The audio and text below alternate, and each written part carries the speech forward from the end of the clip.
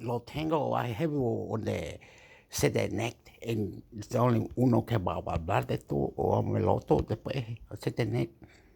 Ok, esto hay que para atrás porque no puedo, de ahí tengo que ir para atrás, se para, era uno, era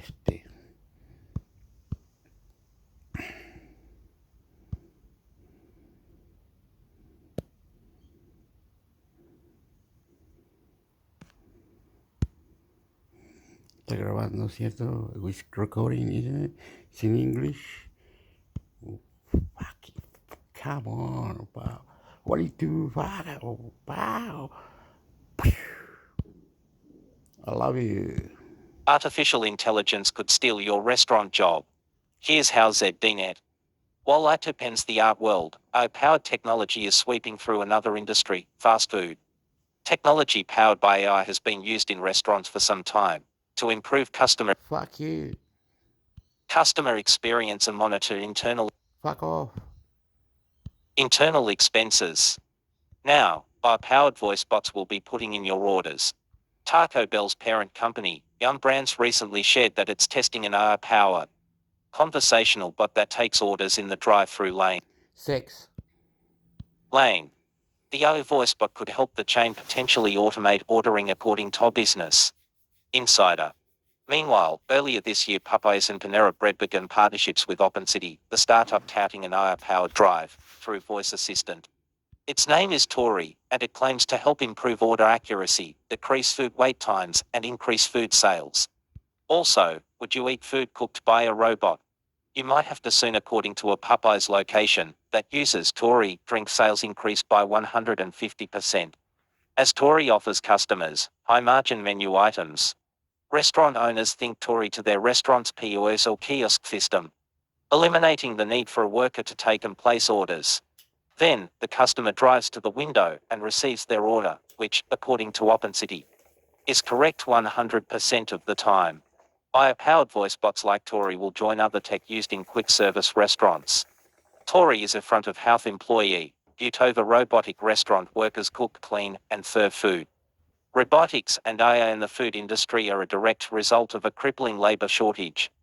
As restaurants around the country have hundreds of thousands fewer employees than did 2 years ago, according to the US Labor Department.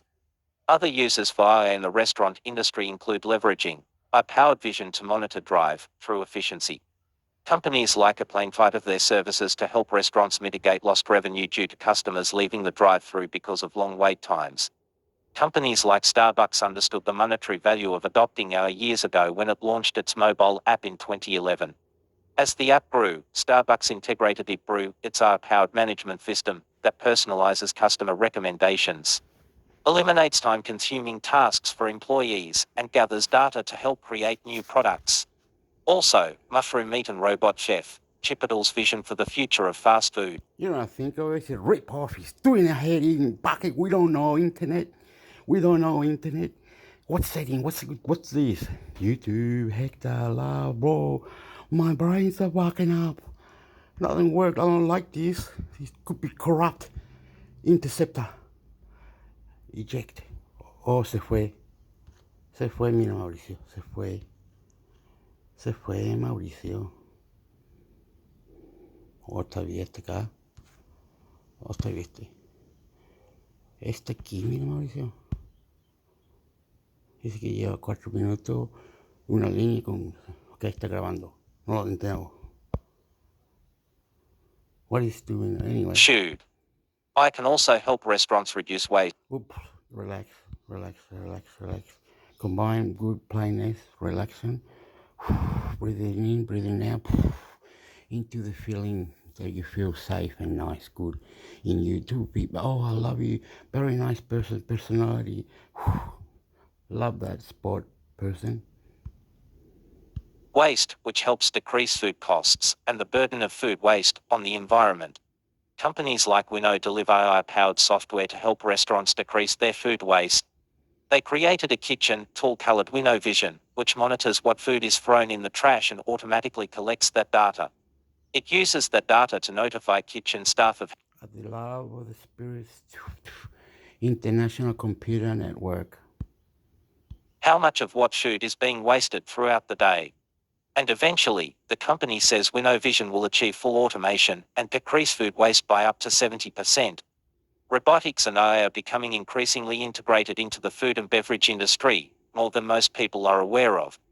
And although these tools help with real problems, it might be concerning how easily they can replace human workers.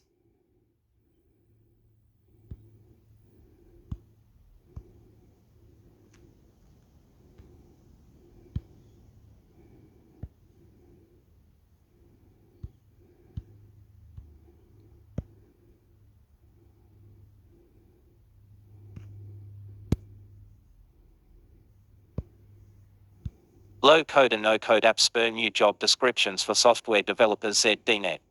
If every business is becoming a software business, who should be guiding this journey? People who understand the power of software, of course.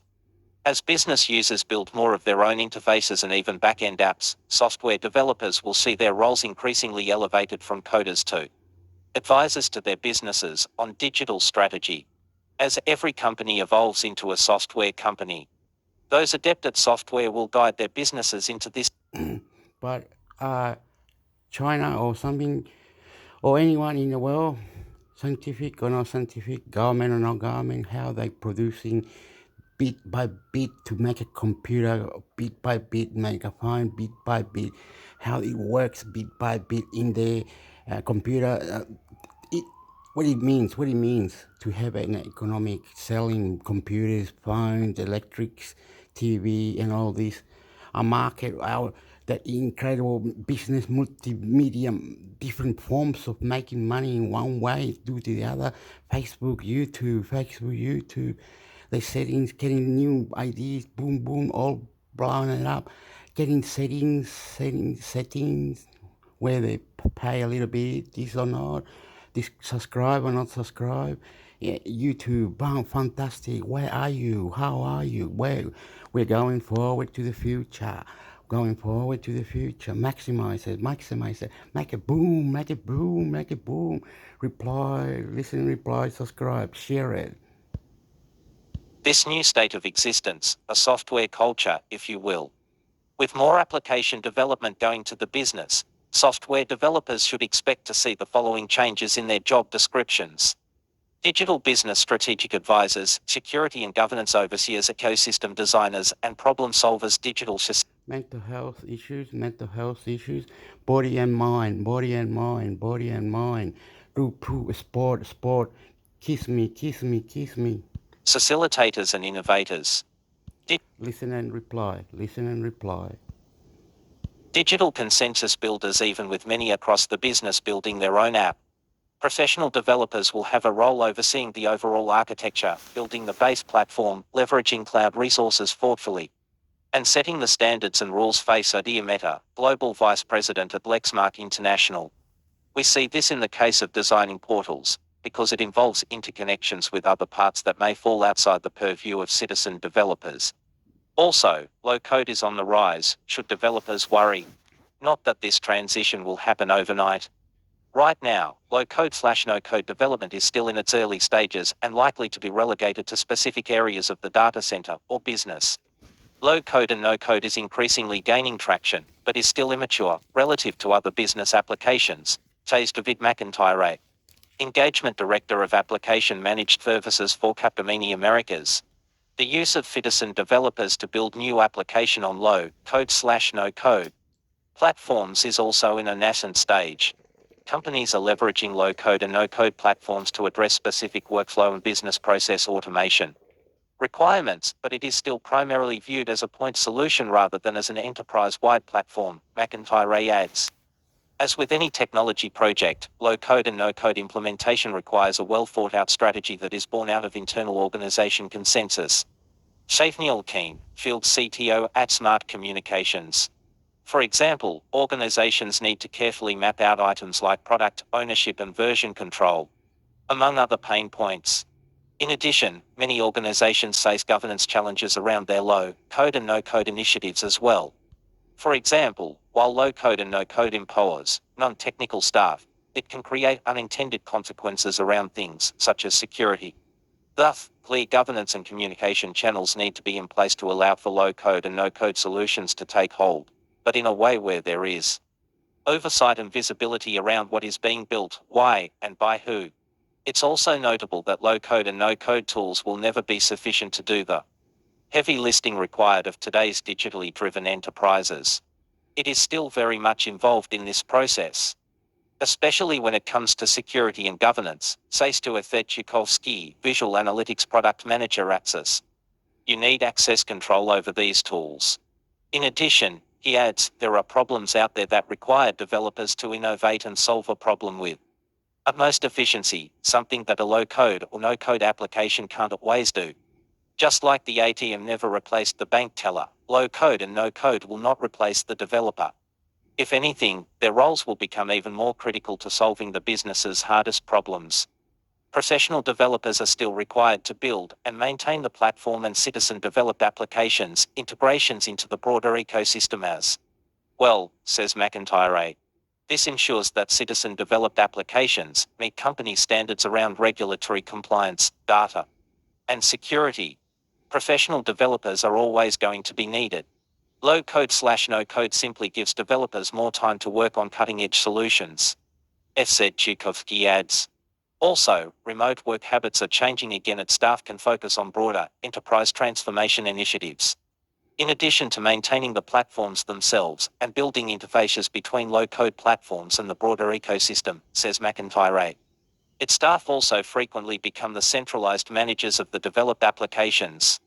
Professional developers also play a key role in designing the coding standards leveraged by citizen developers and training new citizen developers. Ultimately, the goal is to list the grunt work in application tweaks for business needs of the professional, says Meta. They need now be more agile and focus on higher priority applications. They need to be able to invest more time in security hardening, implementing a robust continuous integration, flash continuous deployment framework and monitoring critical systems, while only keeping a minimal hand overseeing the work of citizen developers.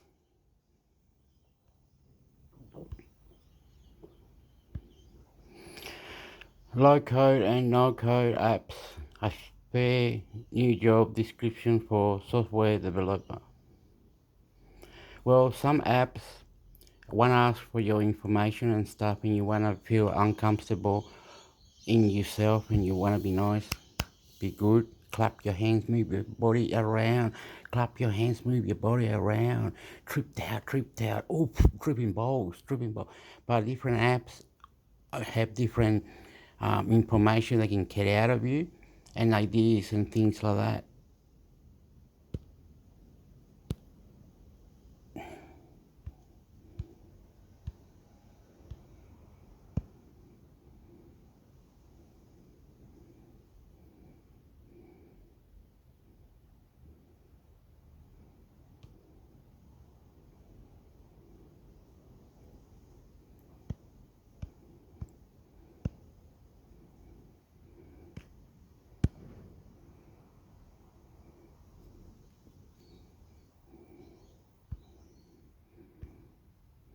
Windows, still insecure after all these years. ZDNet.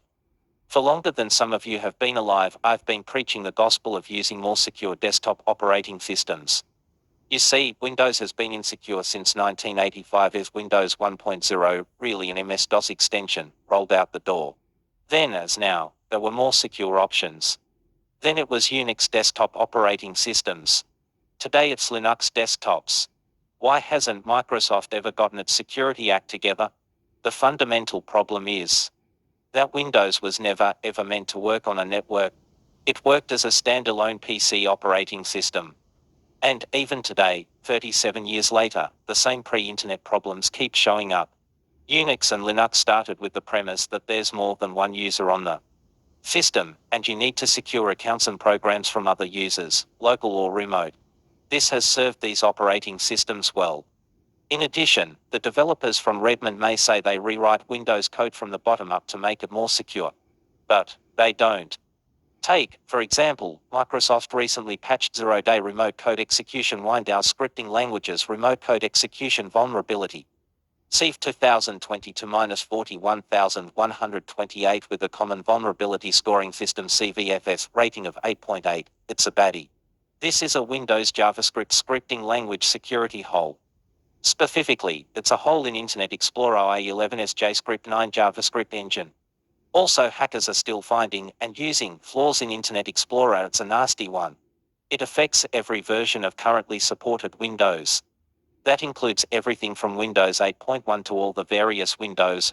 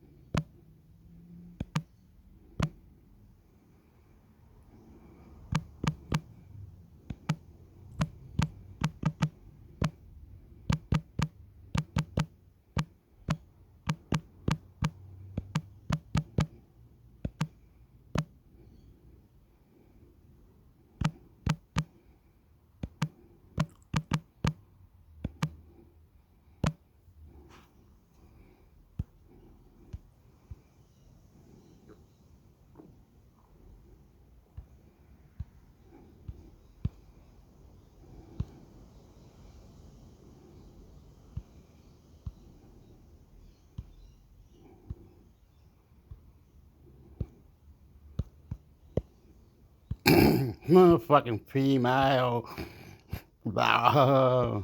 And well, macho. I'll fight for ya. I'll do for ya. I'll get for ya. Man, I'll do for ya. Boom, boom, boom. That's a boom, boom, boom, boom, boom, boom, boom, boom, boom, boom, boom, boom. Well done, Hector.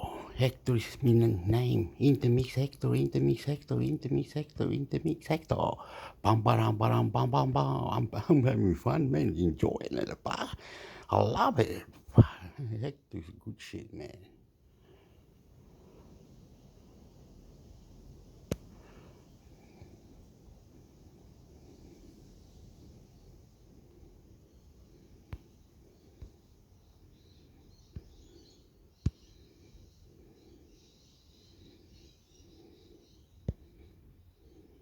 Dozens of malicious pipey packages discovered targeting developers. Hacker News.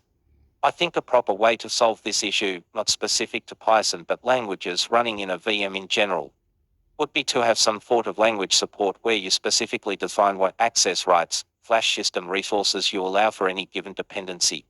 Example of designing project dependencies: Apollo client version. Access, set flash only, set allowed. String utils version. Access, flash no system resources allowed for this dependency own or transitive. It would probably require the language to limit monkey, patching core primitives such as object.prototype in JavaScript. And it would be more cumbersome for the developer to define the permissions it gives to each dependency. These required permissions. Computer network, give me Parkinson. International Computer Network section, you know it. Permissions could be listed on the package site, e.g. npm or pipey, and the developer would just copy-paste the permissions when adding the dependency. But if you upgrade a dependency version and it now requires a permission that seems suspicious, e.g. string utils needing file system, it would prompt the developer to stop and investigate, or if it seems justified, add the permission to access list. Doesn't this only apply to the entire process, not the individual dependencies, right? Just confirming. Dino was my first thought with this. It requires the developer to deliberately enable permissions needed. Yes, it applies to the whole process. It's incredibly hard to sandbox dependencies individually since you don't know how your code, or other dependencies, interact with it. If you want, you can run dependencies in a worker process and sandbox that tighter, but that is quite a bit of work. This is exactly what I've done for Membrane Zero. Its capabilities based even to get the time and thus introduce non-determinism. You need a capability. Dependencies run as separate processes and everything is orthogonally persistent. It's a TypeScript Flash JavaScript system for personal automation built entirely within VS Code. Stay tuned, I'll be posting a video this week. 0 https://flashmembrane.io. Hi there. I just wanted to let you know that I read the blog posts, and Membrane sounds extremely cool. Ambitious, though. If you don't mind, a small bit of feedback, it would be encouraging to potential users or testers to see some semi-regular posts related to development. It would also be great to see how Membrane might work to build a tool using current APIs. I know there is video forthcoming, and perhaps this will be addressed. I didn't look at the GitHub, where I probably could glean some additional info. But from my perspective, a development blog builds trust and anticipation. It's also a great way to check your assumptions or have them checked, rather. Good luck with the project. I hope it delivers, because I'd love to use it. Find up for the mailing list. Phylum's extension framework is built on Dino for this exact reason. The ability to provide granular permissions was something we were really interested in. Dino is a really cool project, I know. Check out OpenSD's pledge to https://man.openst.org/pledge. Point to it does exactly that, although on a per process basis. I don't think this kind of permission system can be retrofitted into an existing language without direct OS support. And probably not at the library level. You'd need something like per page permissions, which would get hairy real fast.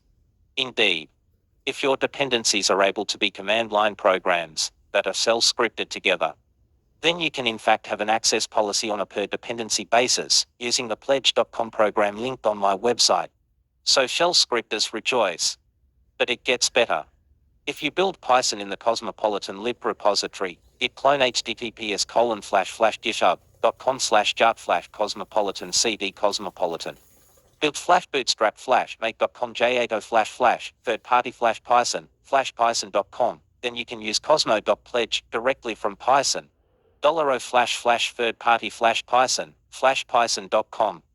Python 3rd of June 14 plus actually portable, Python GC 9.2.0 on Cosmo type help, copyright, credits or license. For more information, import Cosmo, socket, cosmo.pledge stdor pass w pass ttie, none, print hi, socket.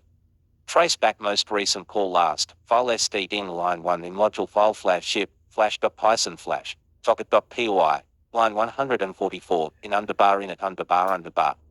Socket.socket underbar init, underbar self, family, type, proto, fileno, permission error, no1 a perm /1 flash operation not permitted since we didn't put init in the pledge. You can now be certain your pipey dips aren't spying on you or uploading your Bitcoin wallet to the cloud. You can even use os.fork to rapidly put each dependency in its own process, then call cosmo.pledge afterwards to grant each component of your app its own maximally restrictive policy. Cosmopolitan Python also ports OpenSD's Unveil system call to Linux too. For example, to disallow all file system access, just call cosmo.unveil none. You need a very recent version of Linux though. For instance, I use Unveil in production on GCE, but I had to app install Linux image -5.18.0-0.deb 11. For cloud and 64 in order for landlocked alpha to be available. To use Unveil, you can if you use Pledge and Unveil.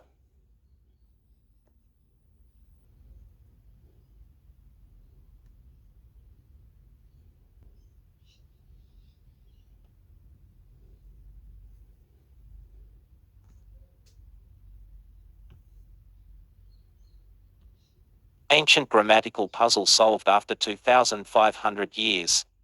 A grammatical problem that has defeated Sanskrit scholars since the 5th century BC has finally been solved by an Indian PhD student at the University of Cambridge. Rishi Rajpahat made the breakthrough by decoding a rule taught by the father of linguistics, Panini. The discovery makes it possible to derive any Sanskrit word to construct millions of grammatically correct words including mantra and guru, using Panini's revered language machine, which is widely considered to be one of the great intellectual achievements in history. Leading Sanskrit experts have described Rajpahat's discovery as revolutionary, and it could now mean that Panini's grammar can be taught to computers for the first time. While researching his PhD thesis, published today, Dr. Rajpahat decoded a 2,500-year-old algorithm that makes it possible, for the first time, to accurately use Panini's language machine. Panini's system for 1,000 rules detailed in his greatest work, the Astagioi, which is thought to have been written around 500 BC, is meant to work like a machine, sheet in the base and suffix of a word, and it should turn them into grammatically correct words and sentences through a step-by-step process. Until now, however, there has been a big problem. Often, two or more of Panini's rules are simultaneously applicable at the same step, leaving scholars to agonize over which one to choose.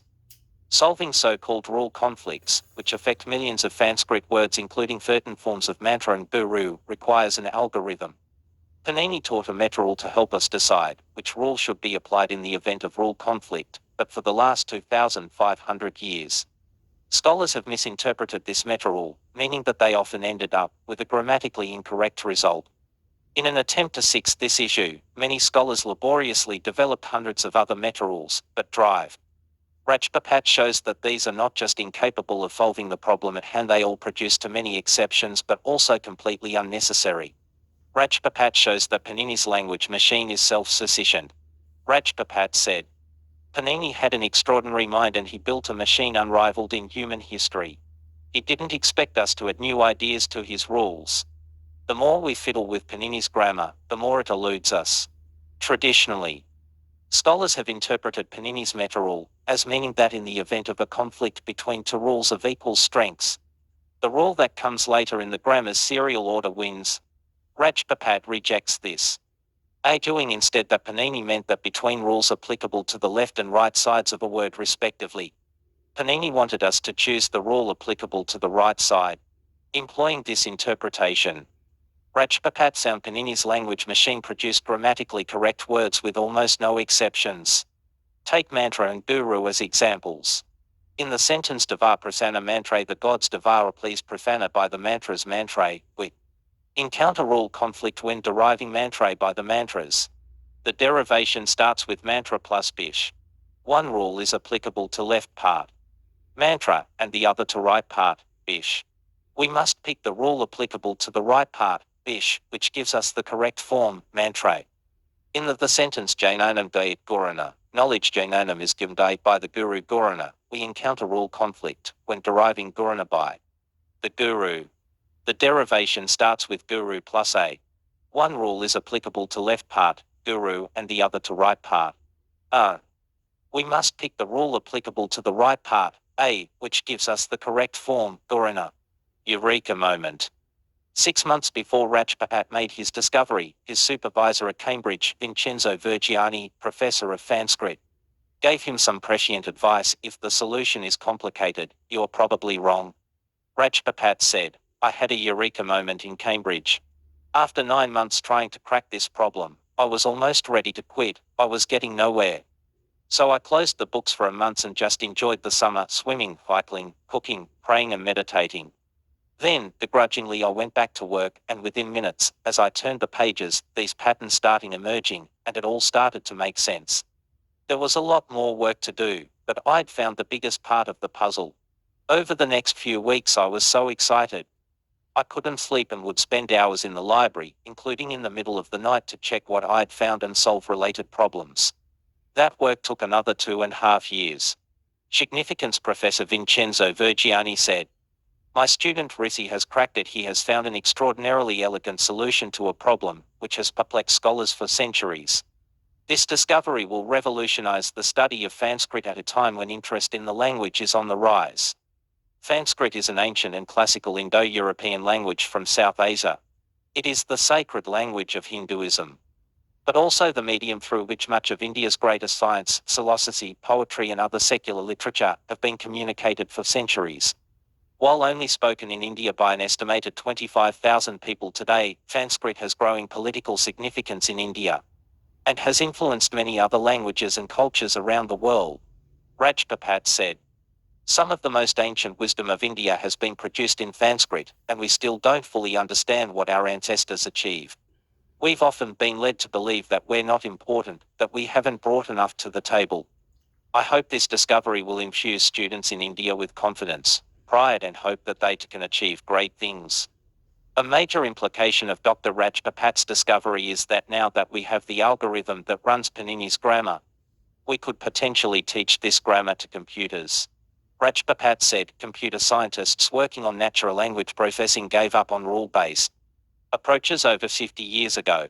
So teaching computers how to combine the speaker's intention with Panini's rule-based grammar to produce a man's speech will be a major milestone in the history of human interaction with machines, as well as in India's intellectual history. The research is published in the journal Polo University of Cambridge repository. More information Rifi Rajpapat, in Panini We Trust, discovering the algorithm for rule conflict resolution in the Estadio Apollo University of Cambridge. Repository 2022.doi 10.17863 flashcam.80099 provided by University of Cambridge.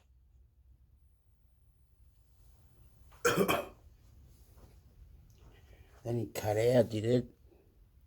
Me daughter.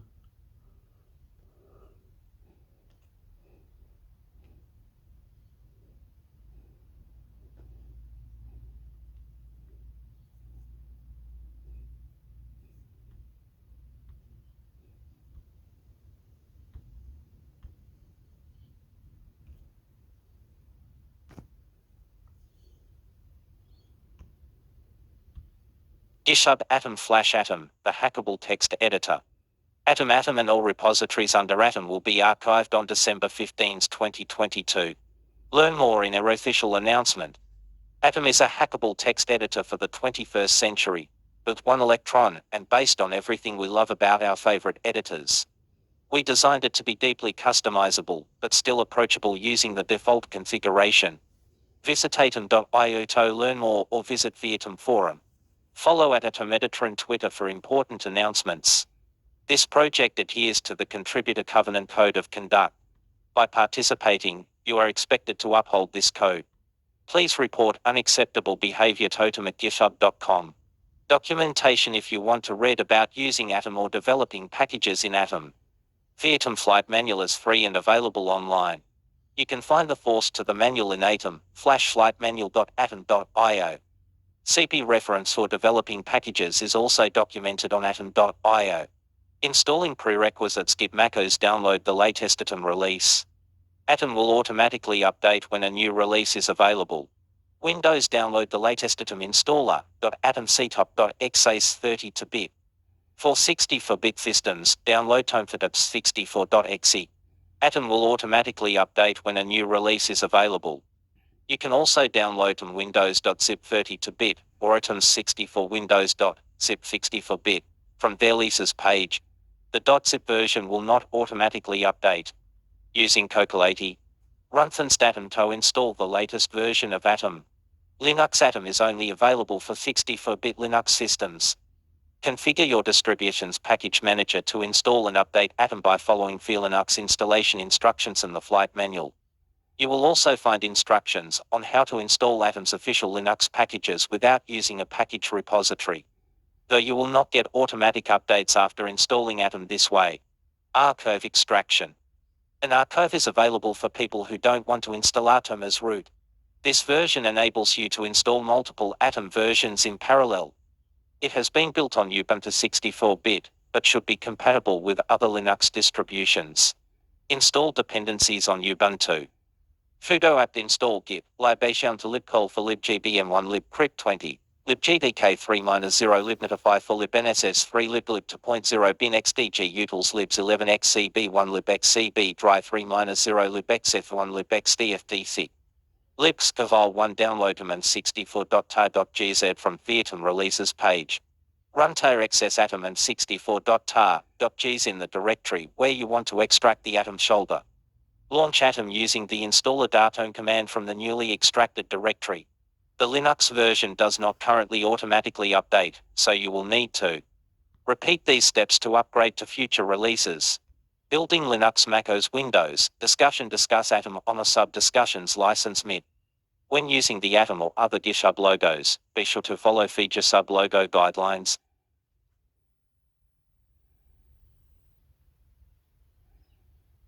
Oh shit, how is it?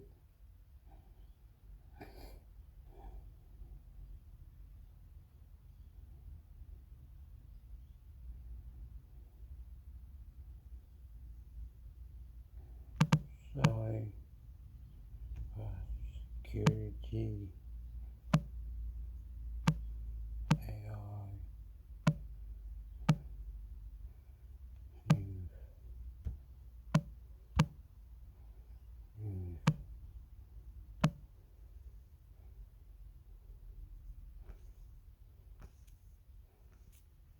April time this month.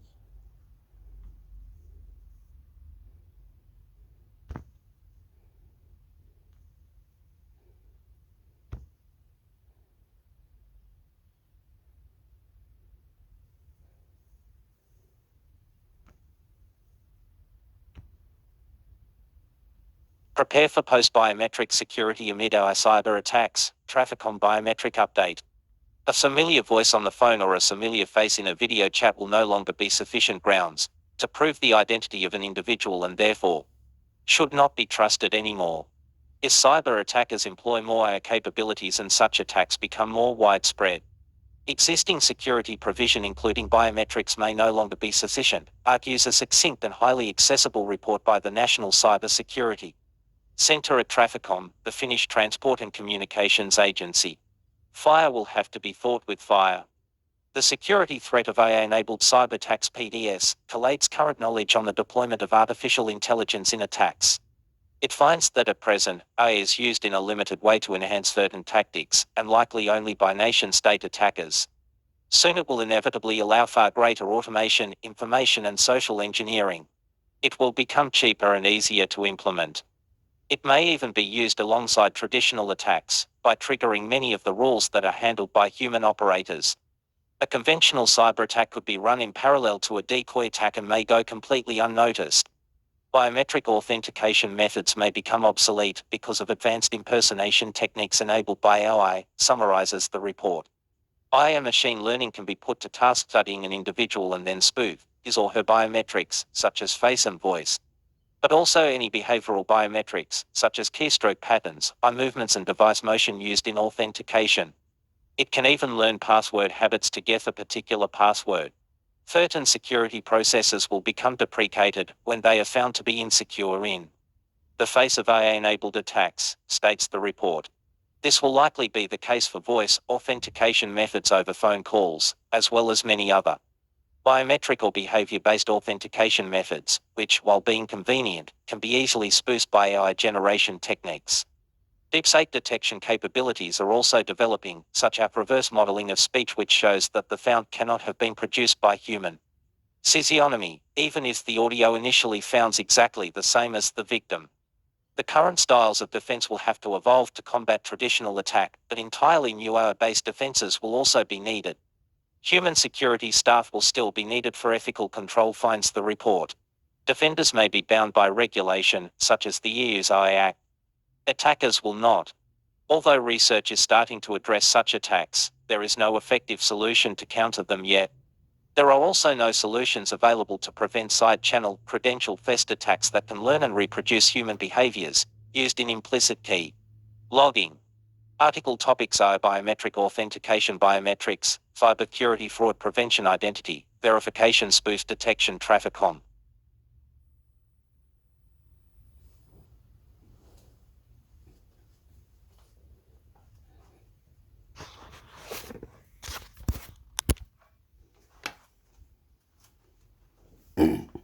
Tripping balls, man. Marijuana tripper. YouTuber. Wataba. You get all that. You get all that. You get all that. Now, gotta do a new one, right? It's gonna. Oh, I'm gonna have 100 windows. Oh, stop it doing it, Hector. What do you have to do?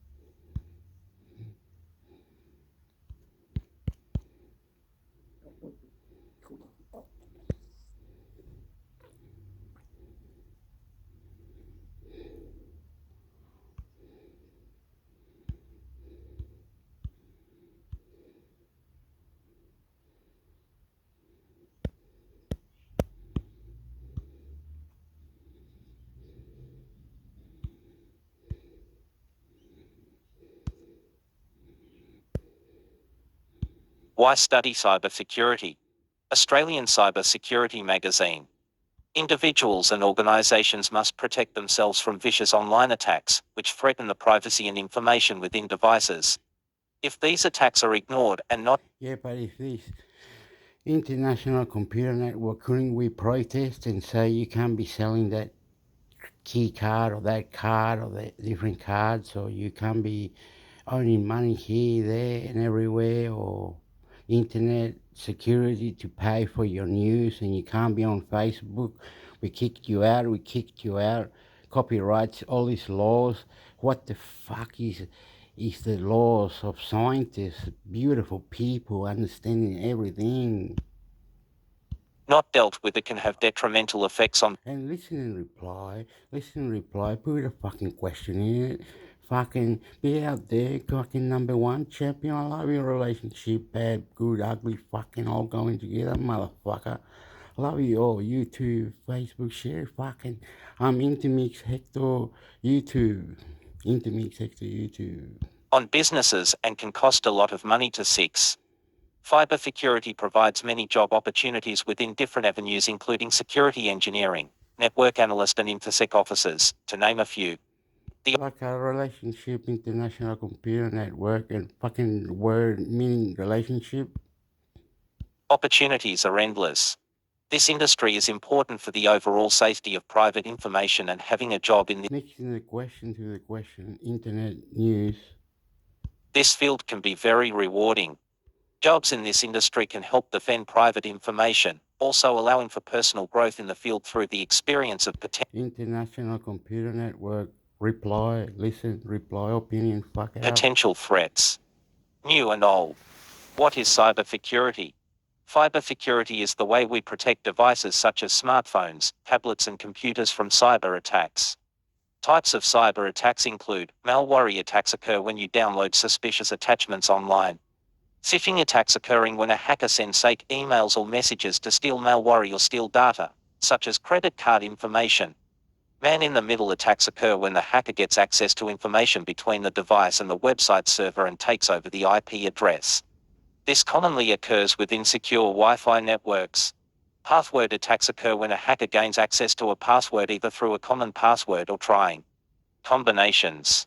Learning to be cybersafe is an important step in being a consumer of these devices, as the increase in attacks is growing globally. Installing a firewall is one way individuals can protect themselves from being hacked. Why study cybersecurity? Cybersecurity is important in our contemporary society. With the number of people obtaining digital devices, comes an increase in the number of devices that are at risk. Cyber attacks affect individuals and organizations worldwide. Here are the main reasons you should study cybersecurity in 2021. There are millions of job opportunities worldwide. The salary starts at $70,000 for entry-level jobs.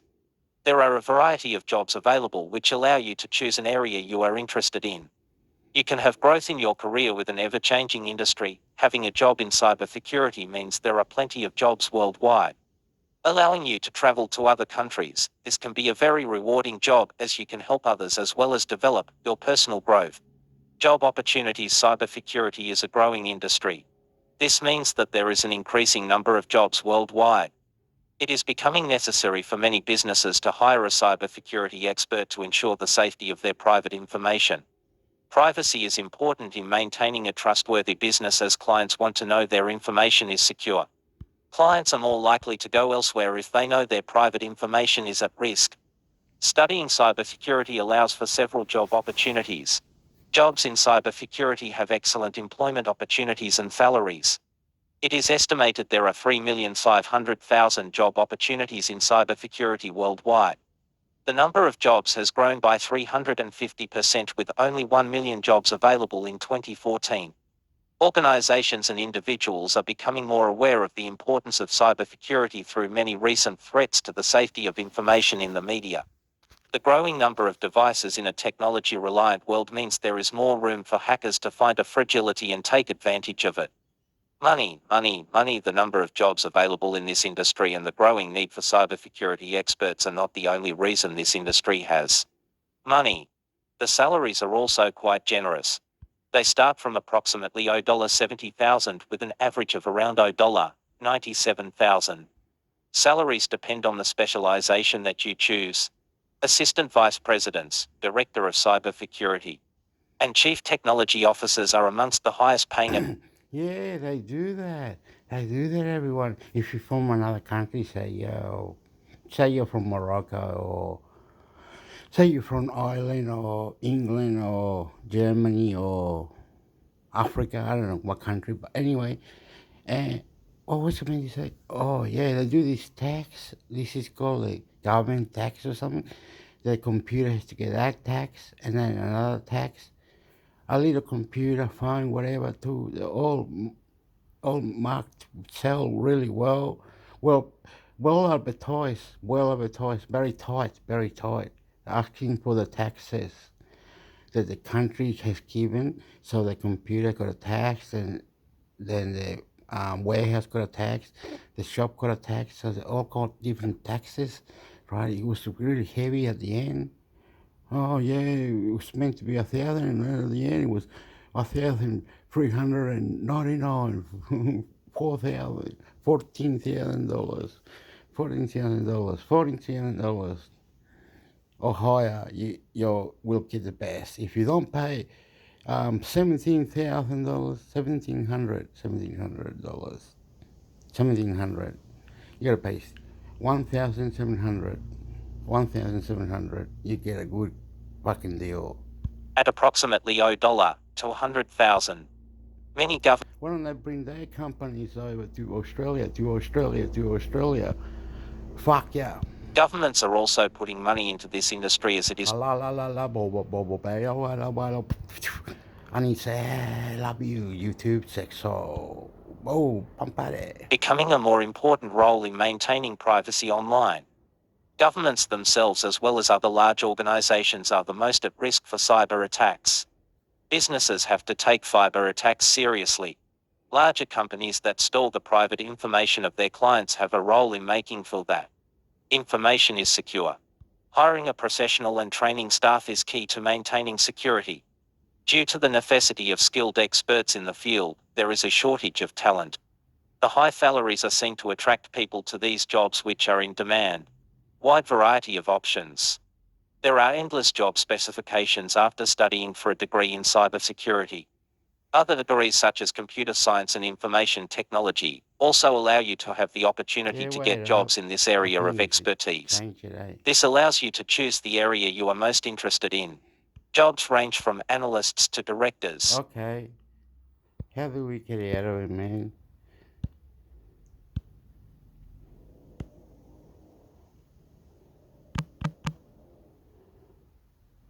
Freedom. How do you spell freedom, amigo?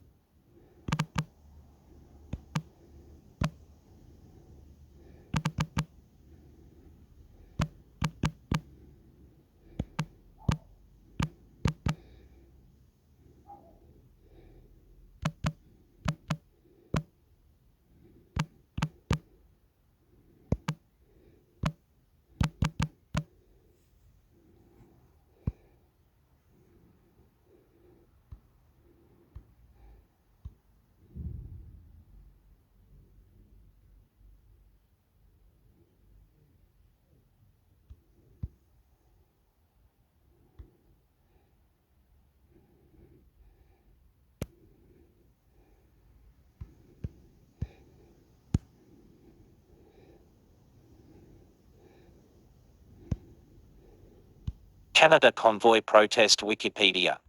A series of protests found blockade in Canada against COVID-19 vaccine mandate and restrictions, called the Freedom Convoy French Convoy, de la Liberté by organizers, began in early 2022.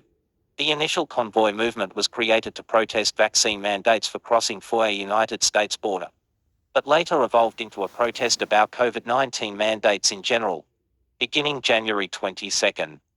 Hundreds of vehicles formed convoys from several points and traversed Canadian province before converging on Ottawa on January 29, 2022.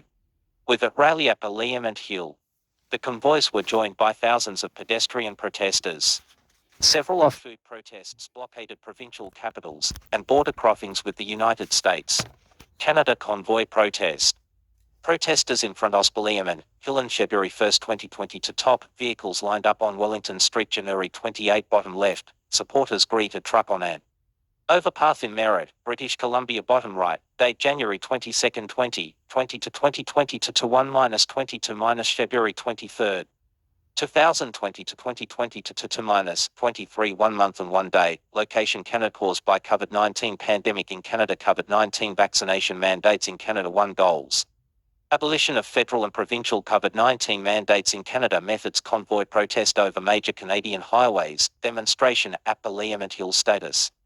Ended Freedom Convoy. Government of Canada. Royal Canadian Mounted Police. Parliamentary Protective Service. Government of Ontario. Ontario Provincial Police. Government of Quebec. Forêt du Québec. Various Ontario Municipal Police Services. Ottawa Police Service. London Police Service. Hamilton Police Service. Peel Regional Police. Toronto Police Service. York Regional Police. Durham Regional Police. Convoy, 551 to 1,155 vehicles to 3 for including 121 to 230 trucks, 430 to 925 personal vehicles. Protests, estimates of 3,000 to 18,000 people are unknown.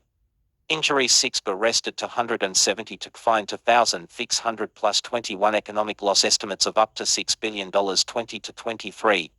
In late 2021, both Canada and the US accommodated unvaccinated cross-border truckers by exempting them from COVID-19 vaccine requirements in order to prevent exacerbating existing supply chain disruptions.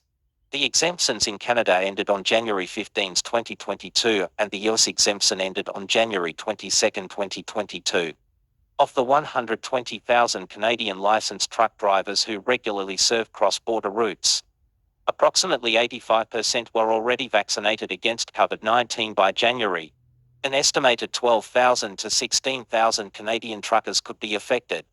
Protesters occupied the downtown core of Ottawa and stated that they would not leave until all COVID-19 restrictions and mandates were repealed. Officials expressed concern about the economic impact of border blockades. On February 11, Ontario Premier Doug Ford declared a state of emergency, introducing new legal sanctions on the impediment of trade routes, highways, airports, ports, bridges and railways.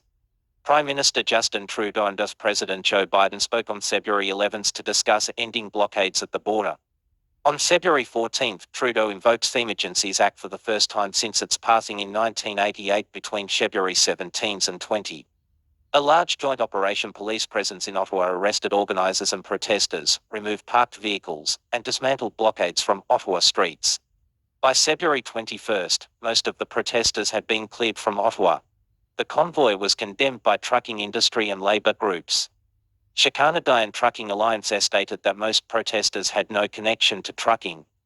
Near a blockade in Coates, Alberta, multiple weapons were seized and for men charged with conspiracy to commit murder of Royal Canadian Mounted Police (CMP) officers. Officials raised concerns of some protesters' involvement with far-right extremist groups, including those promoting violence, and that some protesters called for the federal government of Canada to be overthrown. Some forces have called the protests an occupation or AC. On the political front, Trudeau and New Democratic Party NDP leader Jack Meeting condemned the convoy, while many members of parliament from the Conservative Party of Canada endorsed the convoy. Republican politicians from the United States and conservative politicians and media figures around the world also endorsed the convoy. Multiple opinion polls showed that a majority of Canadians opposed the convoy, while a minority supported the convoy. Background protest goals: anti-vaccine protesters at the convoy in Ottawa.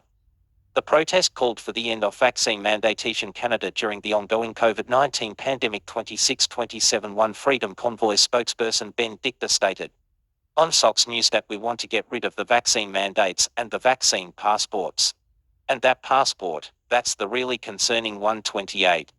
The organisers of the original mid-January crowdsourced fundraising campaign on GoFundMe Tamara Lick and Dicta, both of whom are not long-haul truckers, 2930, described the goal of the truck convoy from all across Canada to the nation's capital as a demonstration against the newly implemented January 15 federal cross-border COVID-19 vaccine mandate targeting long-haul truck drivers. According to a January 28, 2020 to CTV News article 31, as the convoy reached Ontario, it attracted a coterie of hangers-on and they used their moment in the sun to detract from its original goals. Several protesters voiced opposition to perceived authoritarianism and corruption by Justin Trudeau, stating they wanted him out of office. While others said this is not an anti-vaccination movement, this is a freedom movement. 30 to 33, for example, Canada Unity's Ontario organiser for the convoy, Jason Lashes, said that the intent of the Canada Unity protest was to dissolve the federal government. 30, for many of the restrictions that the protesters objected to are under provincial jurisdiction. 35, initial events and the start of the protest. On 16 November 2021, Canadian Border Services Agent advisors refused truck driver Bridget Belton entry to Canada at the Detroit window due to her failure to wear a face mask. 36, at the October 2020 to Public Order Emergency Commission lawyer Stephen Armstrong stated that Belton vented her frustration via her TikTok feed before using the platform to connect with jurors, and then later initiating the planning of the Canada Convoy protest. 37-38. Armstrong said that Belton, Chris Barber, and James Border all took part in a Facebook Live event on January 13, 2020 to plan the protest's route and logistics. 39, the next day Tamara Litch started the fundraiser for the protest. 40, planning.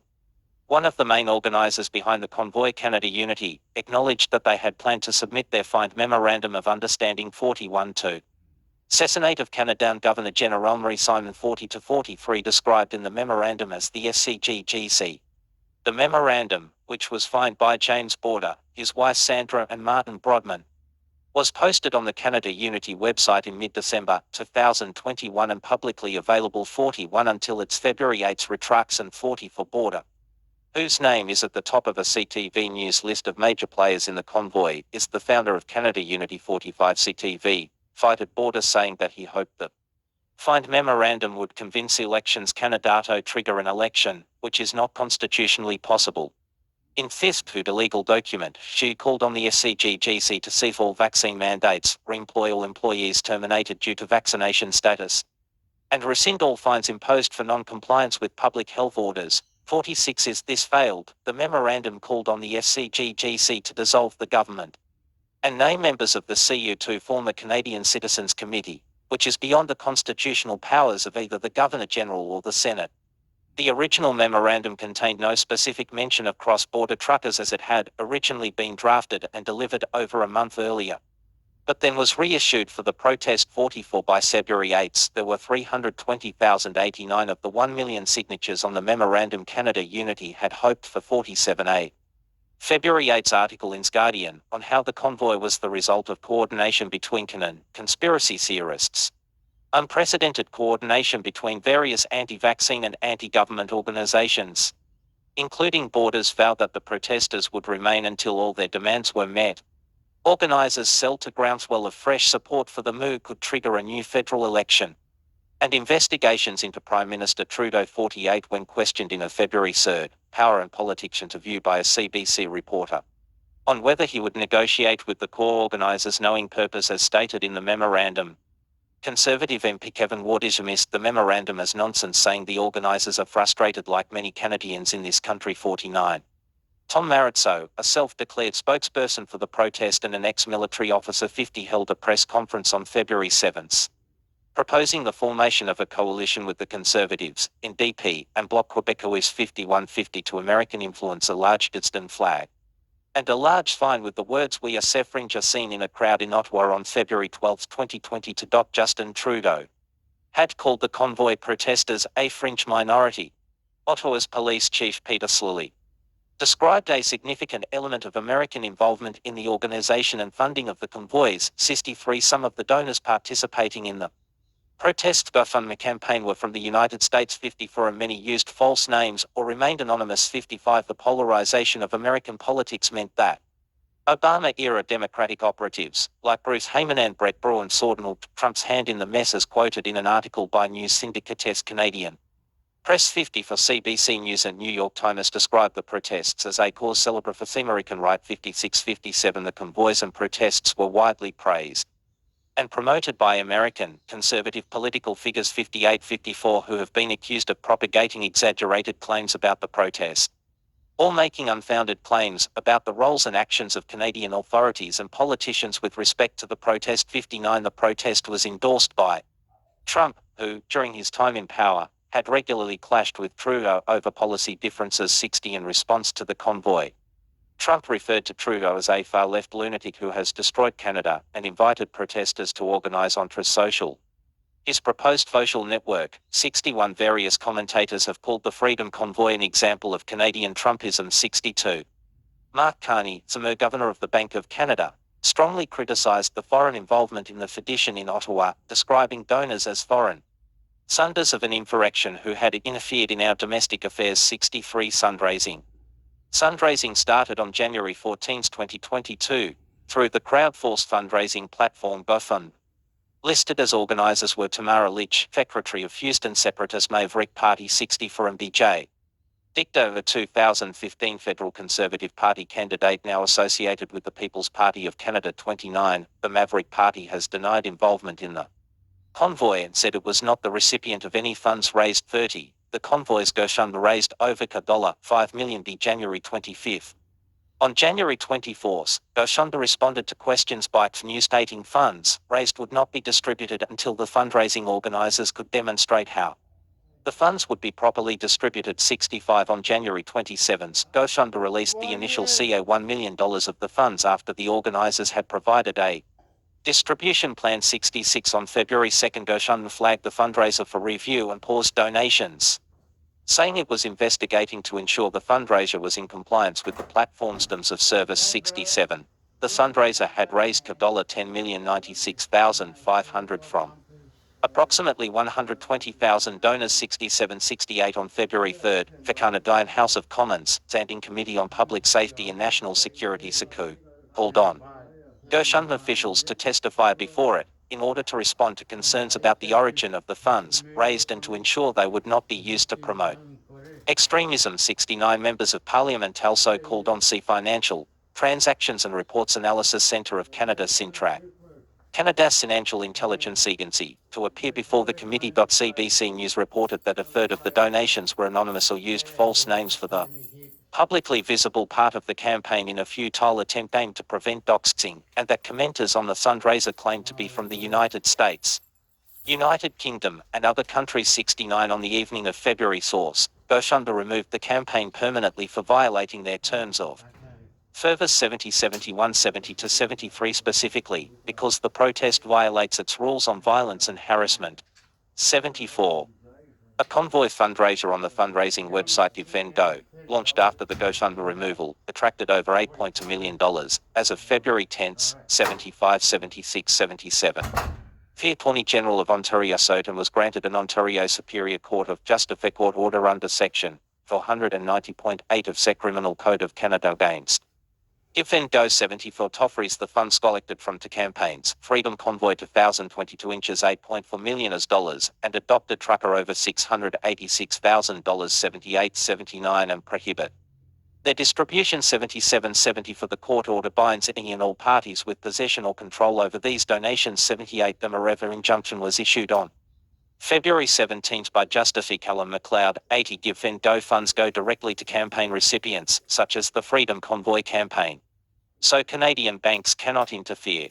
The largest donation, which was anonymous, as were six of the other top 10, was $215,000. 79 For Canadian House of Commons Standing Committee on Finance senior members, who are investigating Freedom Convoy's fundraising, voted on February 10 to include a study of the rise of ideologically motivated extremism. 79 The Senate committee invited GiveVenGo to testify. 79 By February 19, at least 76 bank accounts linked to the protests totaling $3.2 million were frozen under Emergencies Act 81. Most accounts had been unfrozen by February 23. 80 To the RCMP stated that it has not shared donor lists with financial institutions. Only the names of those who were influencers in the illegal protest in Ottawa, and owners and flash or drivers of vehicles who did not want to leave the area impacted by the protest. 83-80 For the statement came after Conservative MP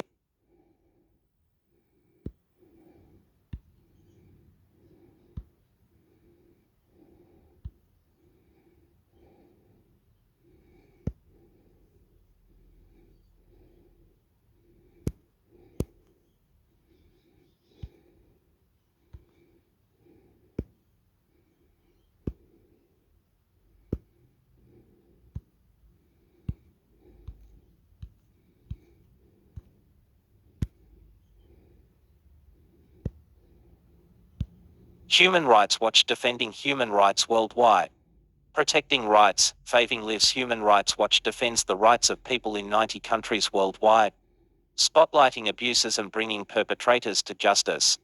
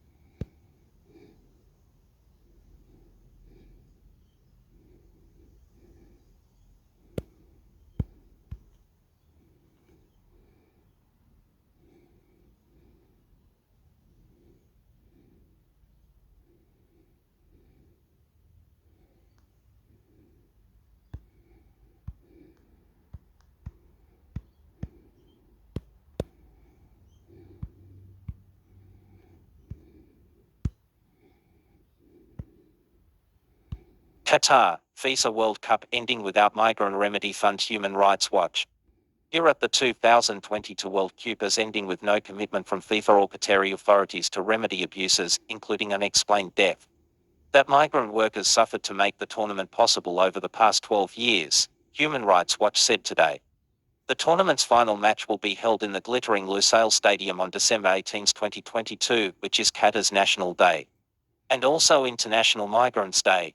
The final game of this World Cup tournament coincides with International Migrants' Day and Qatar's National Day. A sitting coincidence given migrant workers' indispensable role in making the tournament and the development of Qatar possible, Sagrasna Begum, senior researcher at Human Rights Watch. But unless FIFA and Qatar provide a remedy for the wide-scale unaddressed abuses suffered by migrants who prepared and delivered the tournament, they will have chosen to leave behind a legacy of exploitation and shame. On May 19, 2022, Human Rights Watch, along with a global coalition of human rights organizations, migrant rights groups, labor unions, and SAN groups, called on FIFA and Qatari authorities to provide a remedy for serious abuses that migrant workers have suffered since the 2022 World Cup was awarded to Qatar in 2010. Since then, many global entities and actors have expressed support for the campaign, including Global Public Football Association sponsors, political leaders, and athletes. In the last few years, Qatari authorities made notable reforms to advance worker protections, including to Sekafala sponsorship system.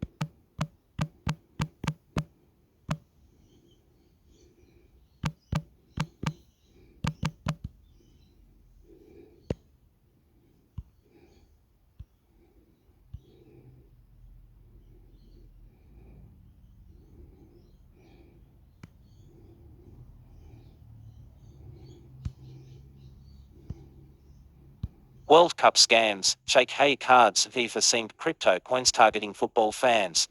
Home features fans take pictures with the FIFA World Cup logo on the Corniche Promenade ahead of the FIFA World Cup Qatar on November 18, 2022. What happened to the fucking... You go do that, right? You gotta highlight the thing. High color.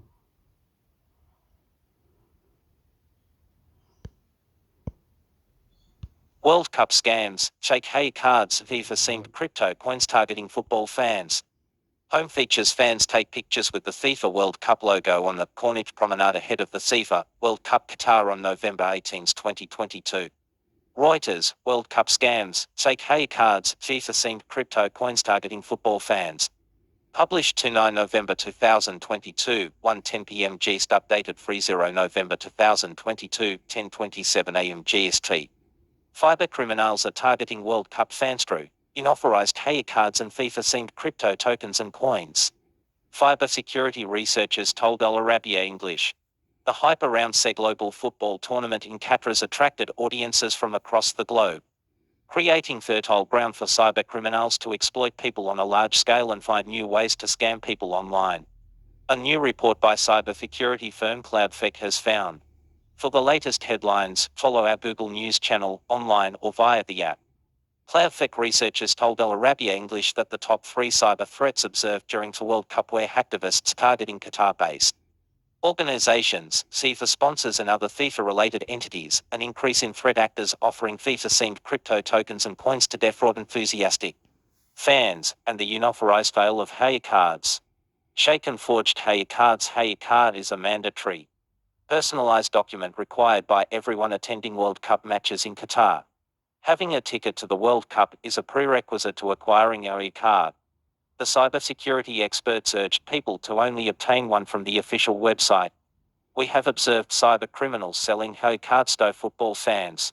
There have also been discussions among threat actors regarding ways to forge hair cards, they told Al Arabiya English in a statement.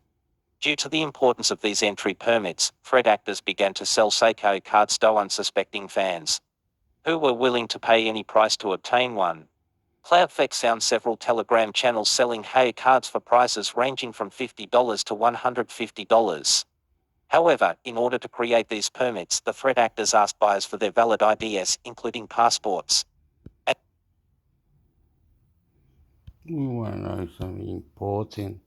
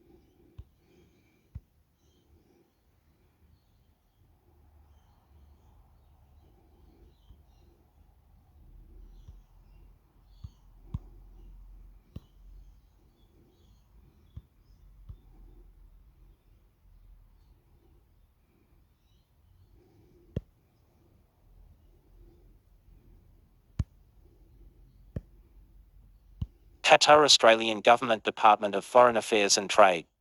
Close travel advice to help Australians avoid difficulties overseas. We maintain travel advisories for more than 170 destinations. Smart Traveller Travel Advice International COVID-19 Vaccination Certificate. Proof you're covered. We are believe on the Constitution, see the family, beautiful, sexy people doing exercise, world record, rugby league, sport, and the army, technology, banks, and whatever. Poof, poof, poof. The best God, Bible, God, Bible, God, Bible. I love you, God, Bible, God, Bible. Destroy the mind. Go next. Out of the box. All right? A question, please. Be nice. Technology, International Computer Network, Army, technology. COVID-19 vaccinations when you travel overseas. Services Australia Passports. The Australian Passport Office and its agents are committed to providing a secure, efficient and responsive passport service for Australia. Australian Passport Office 24-hour consular emergency helpline within Australia, 1300 555 135. Outside Australia, 612 6261 3305. Getting help overseas.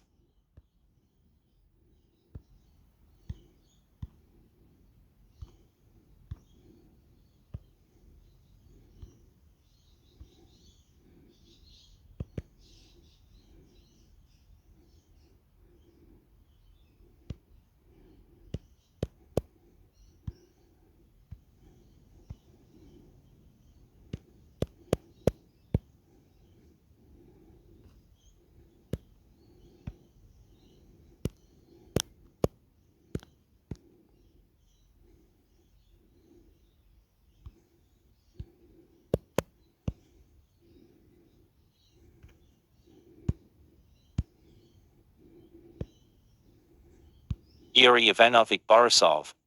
Yuri Ivanovich Borisov was the architect of Russia's most recent Potemkin village show, the best and hide the rest, a posture that fought to project the image of military, without the substance. Such a superpower on the cheap strategy was projected by Nikita Sergeyevich Khrushchev, but was eventually weighed in the balance and found wanting.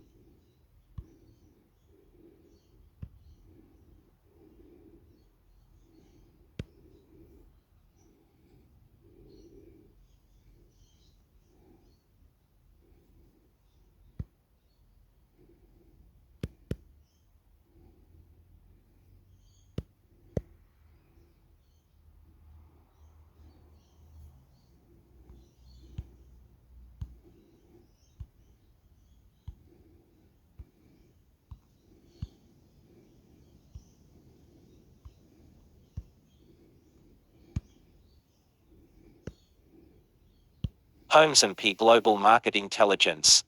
Capital formation, enhanced decision making and management at every stage of the deal with an end-to-end, front-minus to back-office solution. Learn more. Credit, risk, and regulatory solutions. Manage the full spectrum of your risk and compliance exposure with best-in-class solutions. Learn more.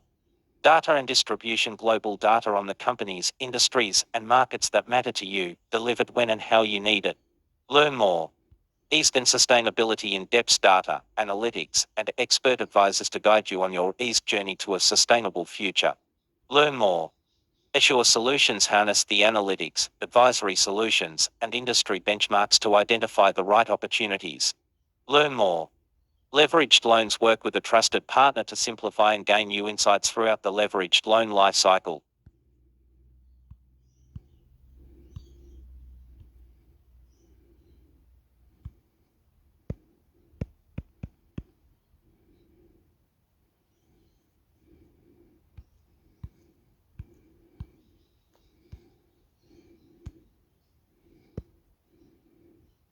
Assure Solutions and P Global Market Intelligence. Assure Solutions accelerate your investor relations strategy with a suite of solutions from S&P Global and IS Market. Harness the analytics, advisory solutions, and industry benchmarks to identify the right opportunities. Drive your company forward. Investor relations and corporate professionals meet the next generation of solution-based workflow tools and advisory services. With the combined power of S&P Global and IS Market, IR departments and corporate teams can effectively monitor the financial markets, peers, and their company performance while helping to obtain and retain shareholders, manage stock valuation, and decrease volatility. Turn challenges into opportunities. Understand and monitor key drivers of profitability, organize and present financial results to stakeholders and anticipate the road ahead, and prepare for what's next. With advanced analytic technology and analyst expertise, know the why behind the purchase and sale of your stock on a real-time basis and recognize activist activities sooner. Gain unparalleled insight into critical topics like ease, performance, net zero, energy transition, sustainable financing, regulatory compliance, and more. Leverage investor targeting solutions to enable our and corporate teams to define, target, and engage compatible investors, and measure and report on results.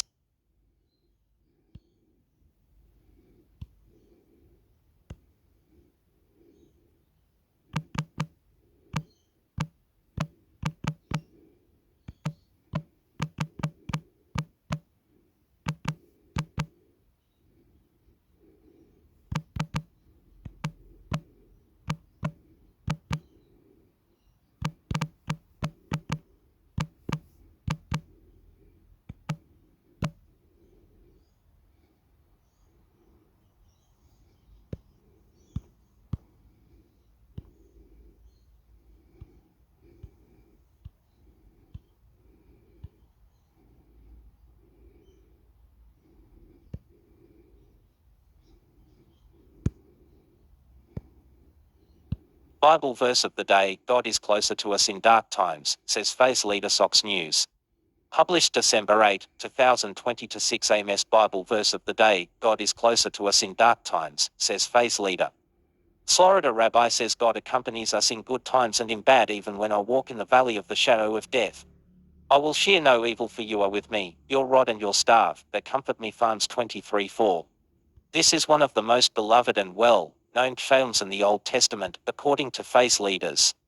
Here the faithful sense the doom of death, along with the assurance that we are not alone as we approach the end of our lives. Bible verse of the day: we're made for much more than just conforming to this world. But what are the Psalms, and why is this psalm so well known?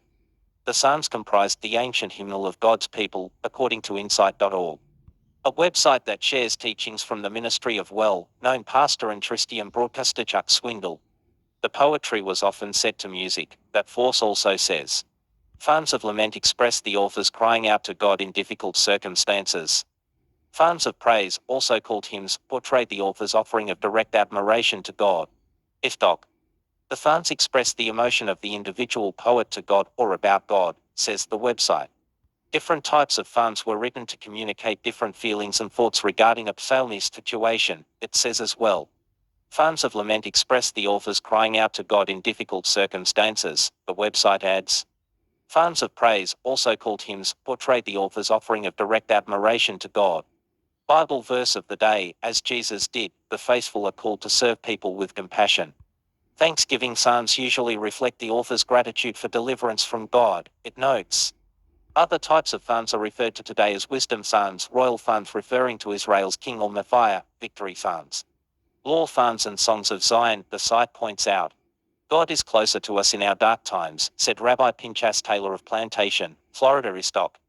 King David, in writing this particular psalm, is teaching that when a person is walking in the valley of death, a place of darkness, God is with us in the darkness.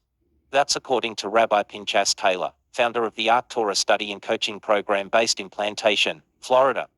Our triumph he participated in, but also our battles are his battles, as well as our difficulties, our fears, and our darkness. God is closer to us when are in these dark times, Rabbi Taylor told Sox News Digital. 2 verses earlier in the same psalm, in speaking of tranquil times, King David uses the more distant third person form to speak of God. He makes me lie down in green pastures, he also said. Actor and writer Kirk Cameron defends faith, family, and God in NEW Kids' book. Only when King David turns to speaking of times of travail does he switch to address God directly, in the second person. You are with me, said Taylor. While God participates in our triumphs, our battles are his battles, as well as our difficulties, our fears, and our darkness, said Taylor Istock. He emphasized, there is no time when God is closer to us than when we are in pain. Taylor said this psalm emphasizes the importance of God's role in our lives. Click here to sign up for our lifestyle newsletter. We are created in the divine image, and thus God accompanies us throughout all the vicissitudes of life, he said. Our triumph he participated in, but also our battles are his battles, as well as our difficulties, our fears, and our darkness, he said. Click here to GT the Sox News app. Rabbi Taylor also pointed out, when a person realizes that God is with him, he realizes that he has the most precious and valuable gift imaginable, and thus, as the verse says, nothing troubles or worries him. Stay tuned for more Bible verses of the day during the Advent season. To see yesterday's Bible verse, click here.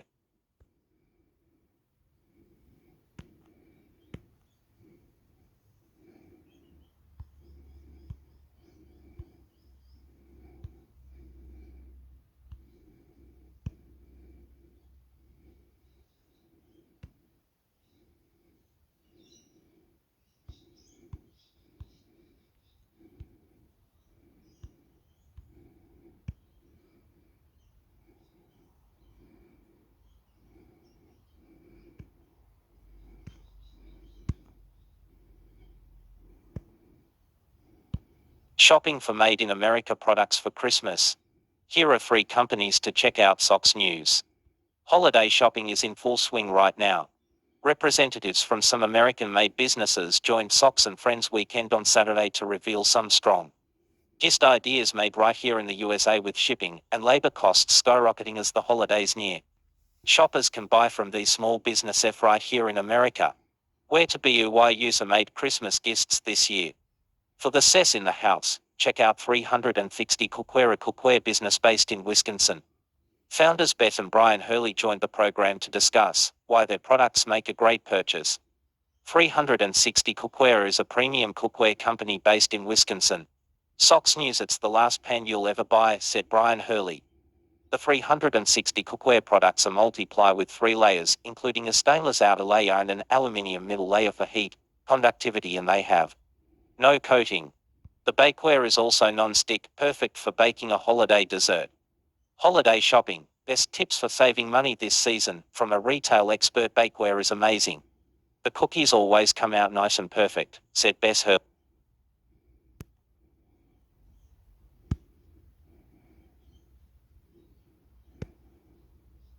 Socks News: breaking news updates, latest news headlines, photos and news videos.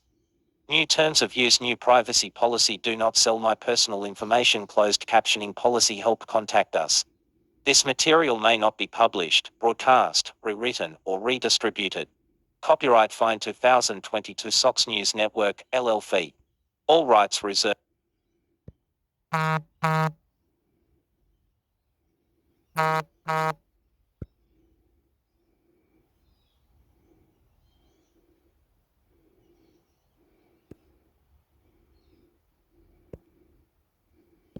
Elon Musk polls Twitter followers on whether to reinstate CNN. Night, WAPO journalist see accused of doxing. Socks News.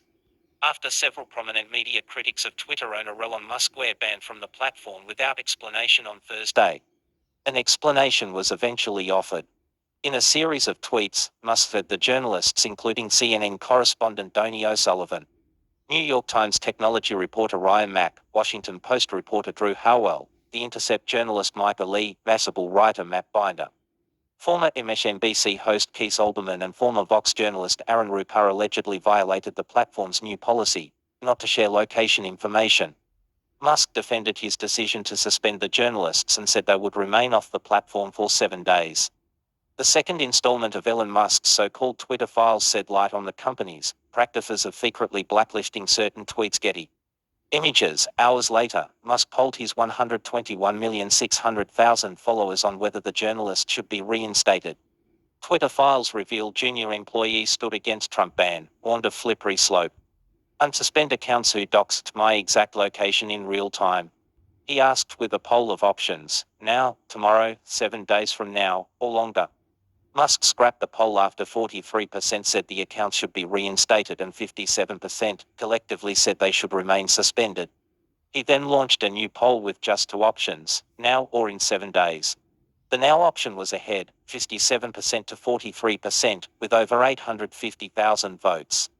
Musk clarified the journalists were suspended for sharing his real-time location, a claim he repeatedly defended on Twitter.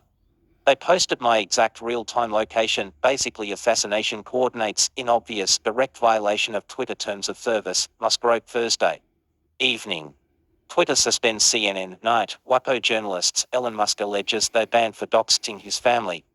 Musk added, "Is anyone posted real-time locations and addresses of night reporters SBI will be investigating.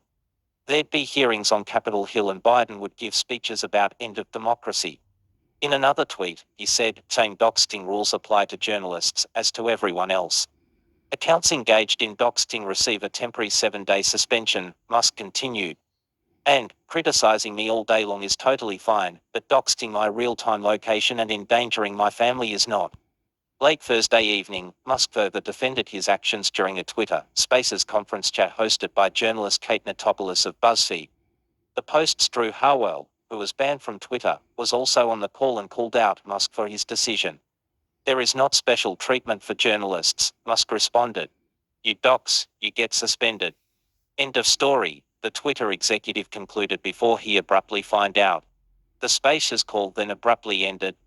"Sorry, it appears the space cut out. Screen went suddenly blank on my end and everyone got booted," Natopoulos tweeted.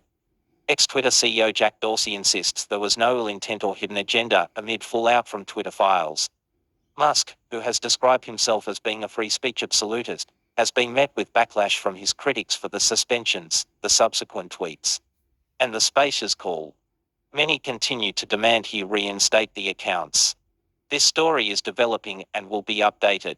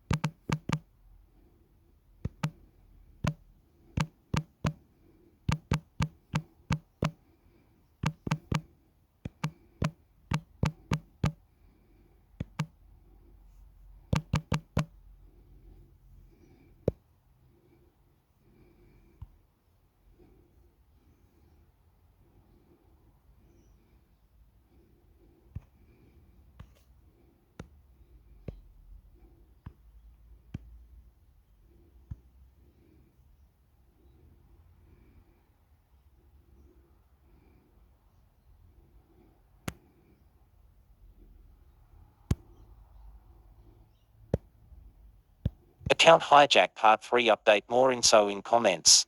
/Facebook. Scam warning: if you are having a problem with your account, beware of scammers who may comment or DM you telling you to contact someone who can fix your account, or they may even ask you for money or your login information. If you receive a message like this, block and report them. Anyone who legitimately wants to help you will give you help publicly in the comments. The moderators of this subreddit are not associated with Facebook. They cannot help you with any Facebook issues. Welcome to /Facebook. As a reminder, here is a copy of our rules. Please read them, and if your post violates any of them, please delete it to avoid a minimum 3-day ban. Rules: posts must relate to meta /Facebook.do, not make posts unrelated to this topic.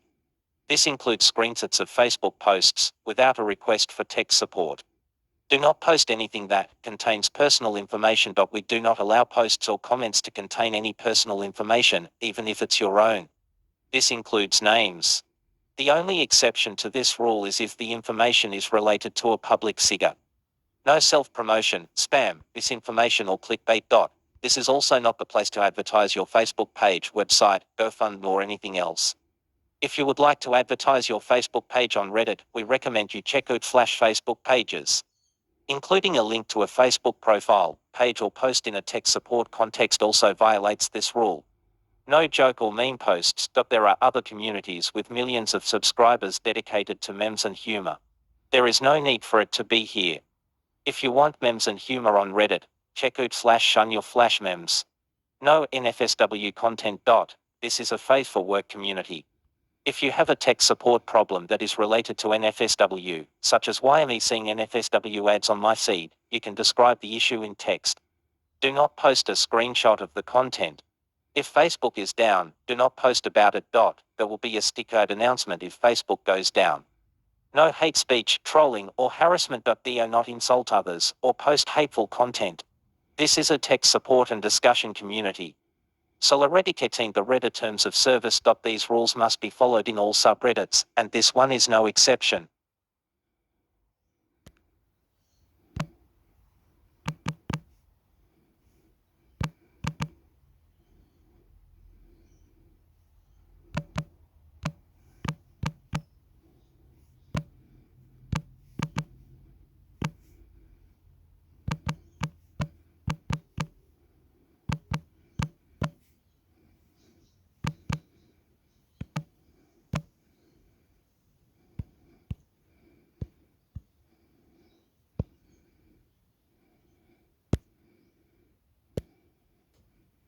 and class action lawsuit filed against GitHub, Microsoft, and OpenAI regarding the legality of GitHub Copilot, an AI using tool for programmers, Flash machine learning. There is an argument that Copilot outputting open source code without credit or the license breaks the license. It will output stuff. YouTube. Intermix, hector, reply. Fucking. Stuff from open source projects verbatim. I can't find the link. Maybe it was in Twitter. Share and reply, listen and reply. Come in me. Twitter. I can't back this up. So this isn't a case where the code is inspired by the code. It really is the code and has to abide by the license. There is an argument that this doesn't matter from GitHub's perspective. It's already been pretty well established that AI can be trained on copyrighted photos without issue. That said, image generating AI can produce works which infringe on copyright. So, Copilot could certainly produce code covered by a license, which would then possibly lead to the intermix, question, anything you say. Ask a question. Reply, listen, reply. Copilot user being in violation of the Armified control, technology, extraterrestrial. The license.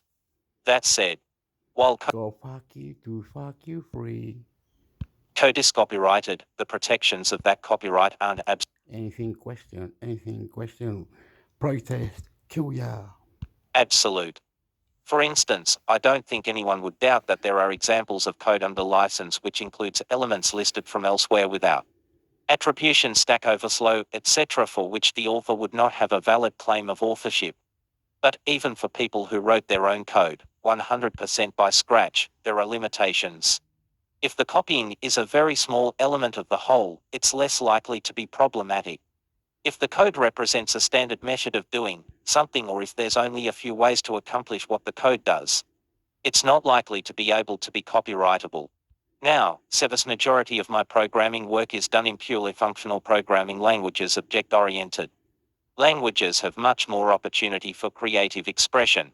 I write a lot of code implementing algorithms, most of which are very complex. And I'd be very hard-pressed to justify claiming the copyright on most of the code I write. Regardless of how clever I think some of my code may be, I'm also certain that any other competent person implementing the same algorithm would end up with code 95% essentially identical to mine. Honestly, I don't see this lawsuit going anywhere, as I understand it. Any copied snippets are fairly short and standard. 19 more replis loading.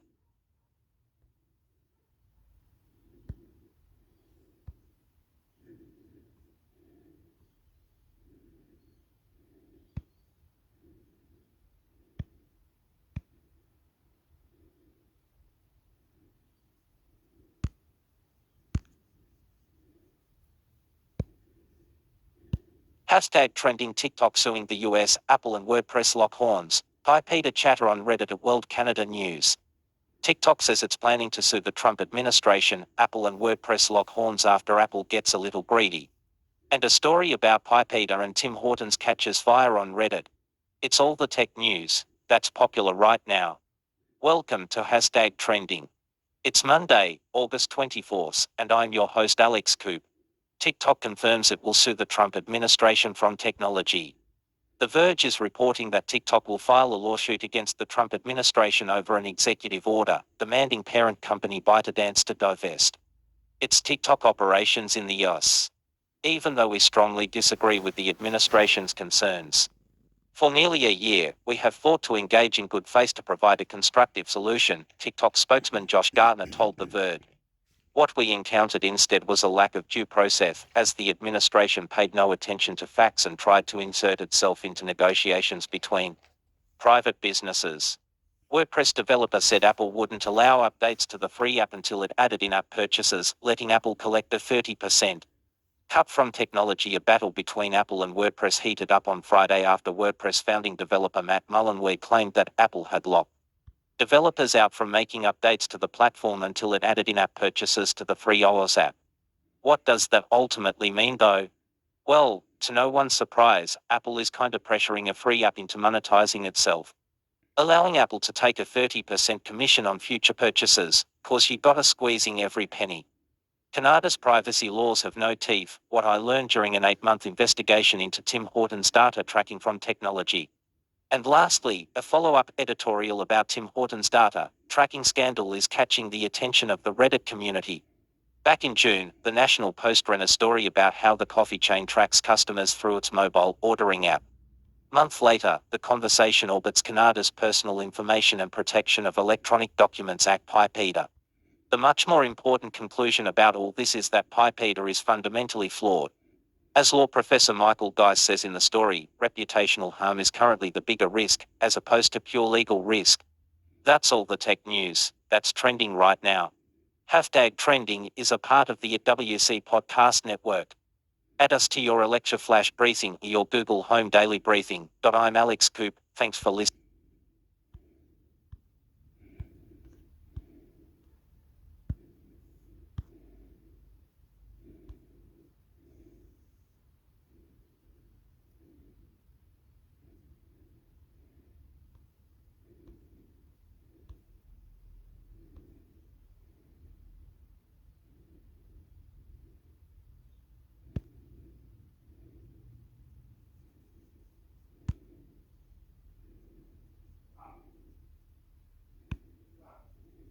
Analyze BSV popularity, Bitcoin FV Reddit, Twitter and GitHub. Bitcoin FV popularity metric analysis. By analyzing Bitcoin FV social media signals, you can instantly see how active, community involved and popular the company is. Looking at Bitcoin FV Twitter statistics, it's clear that the brand has 18,421 followers, which is considered to be a quite small follower base. On the other hand, Bitcoin FV is following 350 Twitter accounts. It's important to note that Bitcoin FV has posted 4,480 tweets since it joined Twitter on December 17, 2018, which shows the brand's level of involvement and proactiveness. Bitcoin FV currently has 26,826 monthly organic visitors to its website, which is quite a low amount of traffic. The company's RS rank is to 121,194, and the website domain rating is 62-. Both of these metrics are deemed as good. Bitcoin FV has joined Reddit on August 7, 2018. Since then, the brand has generated 5,126 subscribers, which is a small fan base. Bitcoin FV GitHub activity began on August 7, 2018. Until now it has 18 public repositories. Its core repository has 100 to watches, 568 stars and 276 forks. The cryptocurrency's market price changes in percent within the last 24 hours one day. Learn this metric.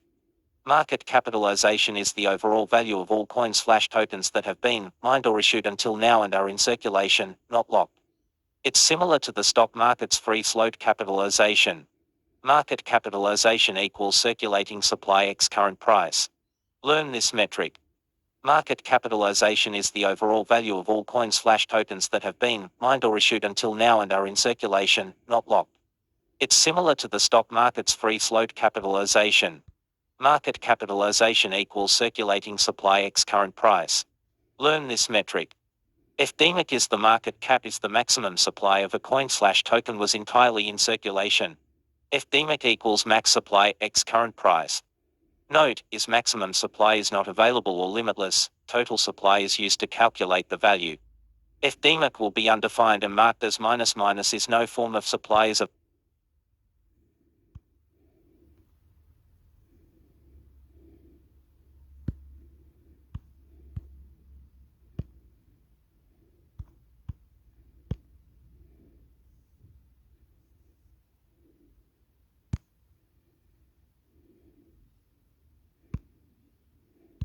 CTV News Breaking News Today.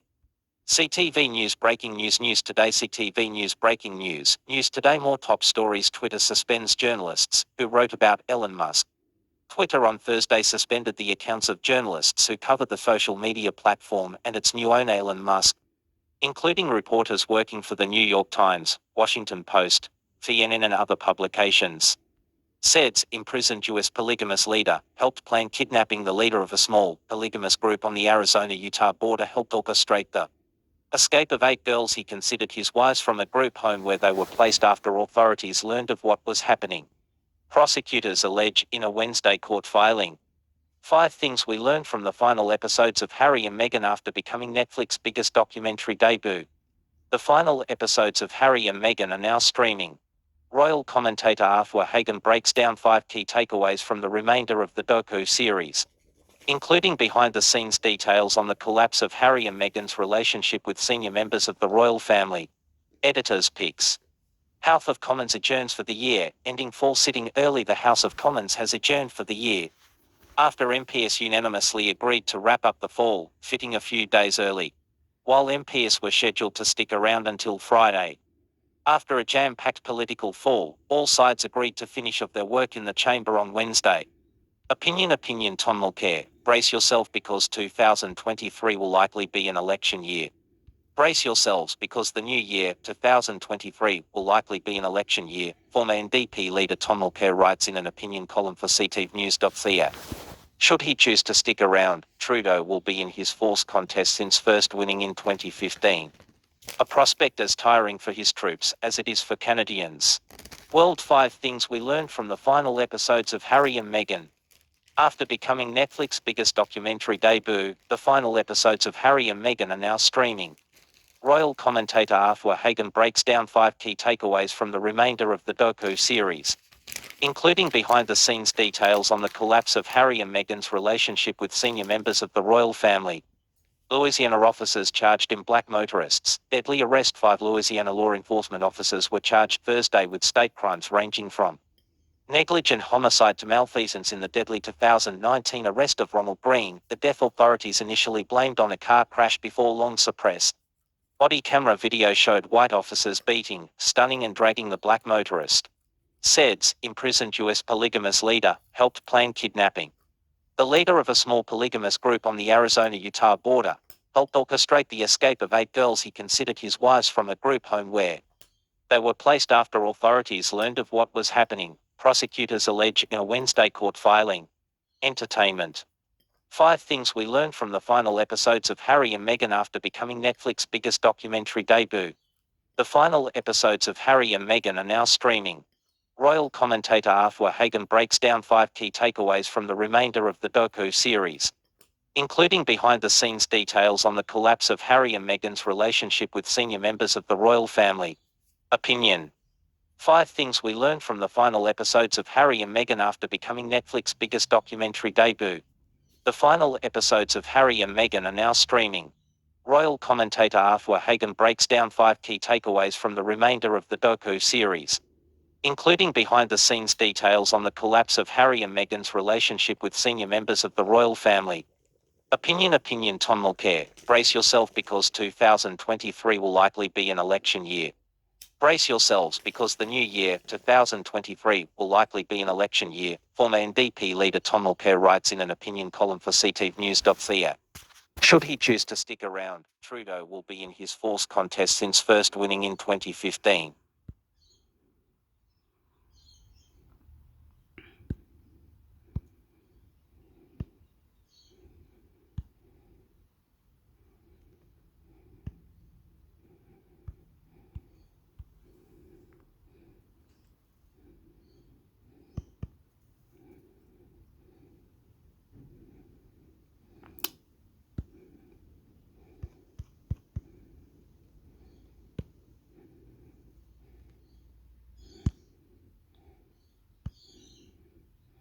Cloud encryption stories at TechDet. Stories filed under cloud encryption. Apple angers SBI by offering more privacy and security to users. From No, the government is feeling ways about stuff. That Apple has always been a market leader in user security. Things haven't changed, no matter how much the SBI wishes Flash litigates.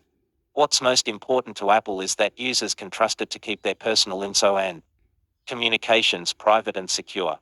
What's most important to federal law enforcement agencies, pretty much as the FBI at this point, is on-demand access to data stored in Apple devices. Apple has been a target of hackers for years. Many of these hacking attempts are performed by government agencies. Israeli malware manufacturer So Group was sued by Apple for targeting its users with extremely powerful malware capable of completely compromising devices. The SBI hasn't hacked phones, but it has spent a considerable amount of time in court trying to secure precedent that would force the company to decrypt devices. And it has spent just as much time allowing its directors to say stupid things about encryption while angling for backdoor-friendly legislation, despite others in the agency offering much more rational statement from the subject. The ENSO group hackings prompted changes from Apple to protect users from the long list of malicious governments tech firms sold to. Some more improvements have arrived, says Apple in its post to its newsroom.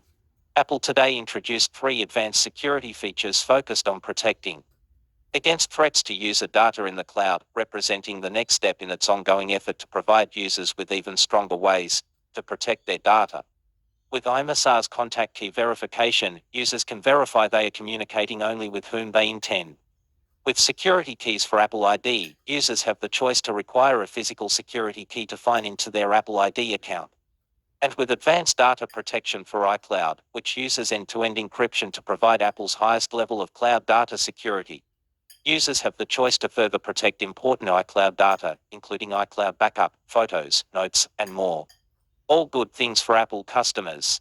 But it's the last one, the end-to-end encryption of iCloud data, that is raising the almost always erect hackles of the SBO.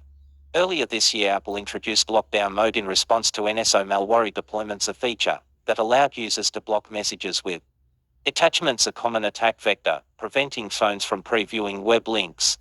And to the flagrant often search device manufacturers, disabling wired connections to other devices. This goes even further.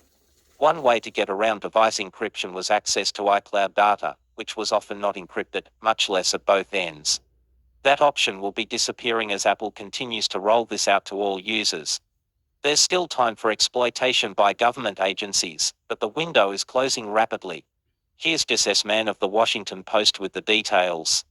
The encryption option will be available for public software testers immediately, for all US customers by year's end, and for other countries, starting next year, Apple said. It added that it might not reach every country by the end of 2023. All this how I mean is that Apple is taking the lead in user security and privacy. This effort protects users against malicious hackers, whether they work the government or for themselves. This is the sort of thing law enforcement should embrace, because it means a lot of criminal acts will be thwarted. But the only thing it means to the head of the SBI org chart is that Apple wants law enforcement to sail. And the SBI is definitely going to take this personally, since it's the agency's anti-encryption bullshit that has partially prompted this change. Apple had intended to introduce fully encrypted iCloud storage many years ago, according to SBI agents and Apple employees at the time. The SBI objected and Apple shelved the idea rather than Faith, a public site. Instead, it picked specific categories of data that would be walled off from outside prying, including passwords and payment and health data.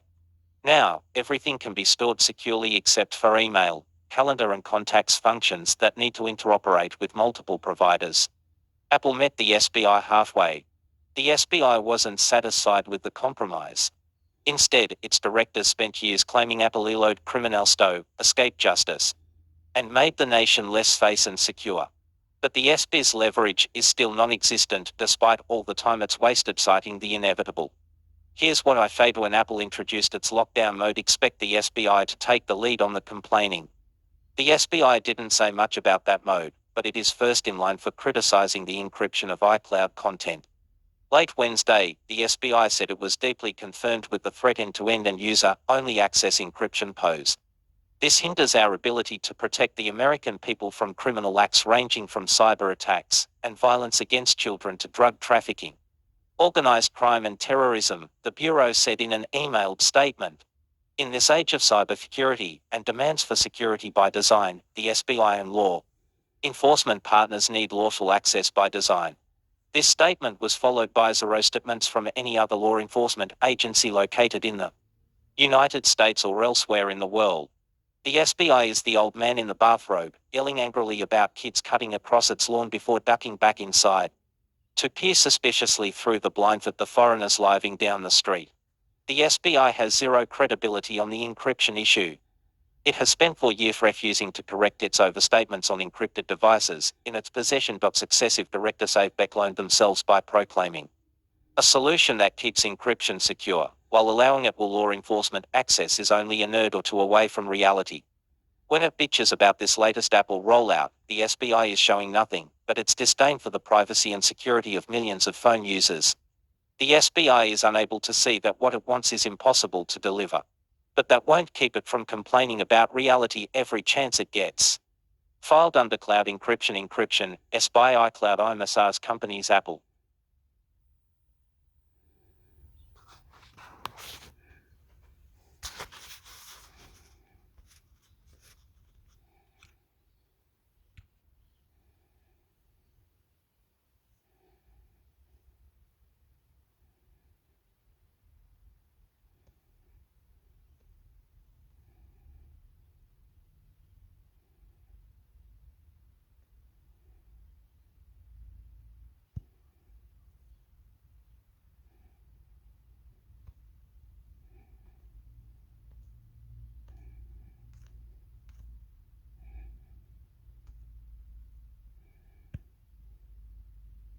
Elon's commitment to free speech rapidly replaced by his commitment to blatant hypocrisy, bans the Join Mastodon account hector.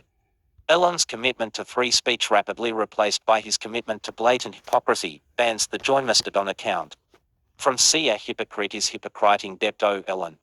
Following on yesterday's nonsense, in banning the ElonJet account app robotically posted the public information regarding Elon's private plane flights and then trying to justify it later after initially promising to keep the account alive to demonstrate his commitment to free speech. It appears that Elon's commitment to free speech continues to dwindle. This afternoon it showed itself in the form of banning the Join Mastodon account, which is the official account of the Mastodon Federated Open 4 social media network that has been growing by leaps and bounds, mostly from people exiting Twitter. It's crime. From Internet Archive, it appears that its last tweet was to let people know that the @ElonJet account exists on Mastodon. Just earlier this week, in a Twitter Spaces, Elon mocked Mastodon by claiming that people weren't going there because no one's listening, implying that the audience is too small. I'll just note that, personally, I found the opposite to be true. The engagement on Mastodon has been a lot more interesting and valuable than on Twitter of late. Either way, it does seem like Musk is doing the classic content moderation learning curve in quite incredible speed and still without actually learning anything. Now, we're the first to admit that content moderation at scale is impossible to do well, and that it's important to give the benefit of the doubt to mistakes. But, seriously, how does one explain this?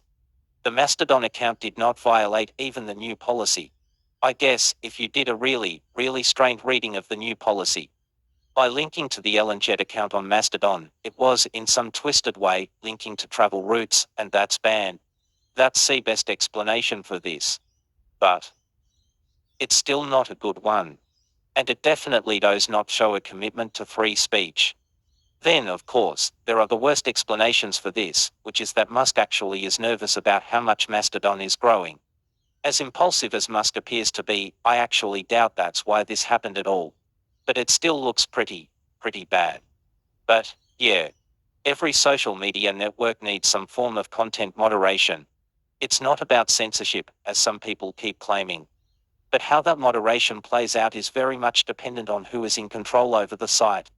And sometimes it may be a hypocritical billionaire surrounded by sycophants with no real commitment to anything other than himself. Anyway, I've been hanging out at Mastodon myself, and it's been great. Come solo me there. I'm hoping to have some more posts soon about some of what I've learned while there. Filed under content moderation Elon Musk ElonJet hypocrisy Mastodon. Company's Twitter.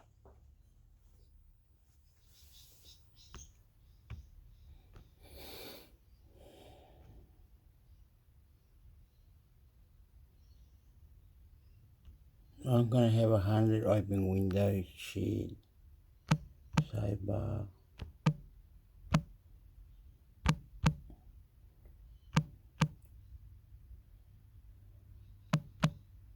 Internet.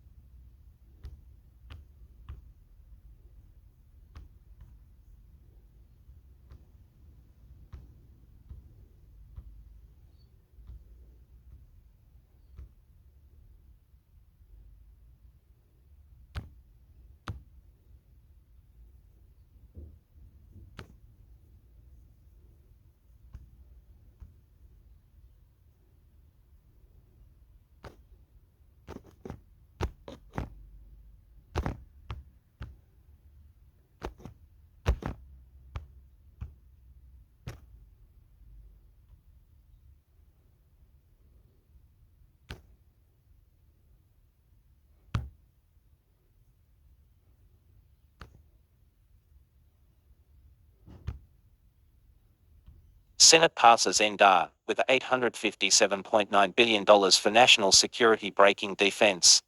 L Committee Chairman Sen. Jack Reed D. Reed talks with Ranking Member Sen. James Inhofe OK, before the start of a Senate Armed Services hearing on Capitol Hill March 15, 2022 in Washington, D.C. Photo by Drew Angara Flash Getty Images. Washington. The Senate tonight passed the National Defense Authorization Act NDAR, with an 83-11 vote, sending the annual defense policy bill to the desk of President Joe Biden. On deck. 6. The four leaders of the Senate and House Armed Services Committees released the compromise NDAR, with a top line of $857.9 billion for national security, including $816.7 billion for the Pentagon and $30.3 billion for nuclear activities in the Department of Energy. That total is an increase of $45 billion over what Biden's budget requested. The House passed the language on deck. 8. But the process flowed in the Senate while congressional leadership figured out a way to keep the federal government funded. The NDAR is named after Sen. Jim Inhofe, the Oklahoma Republican who is retiring at the end of the current Congress. Throughout my congressional career, I have been grateful to watch Congress put politics aside and vote to pass the National Defense Authorization Act every year. I've always said there are two things that we should be doing in Congress: infrastructure and defense, Inhofe said in a statement. This is the most important bill we do every year, and the overwhelming majority of my colleagues agree. That's why it has become law for 61 years in a row. And this year we are one step closer to the 62nd year.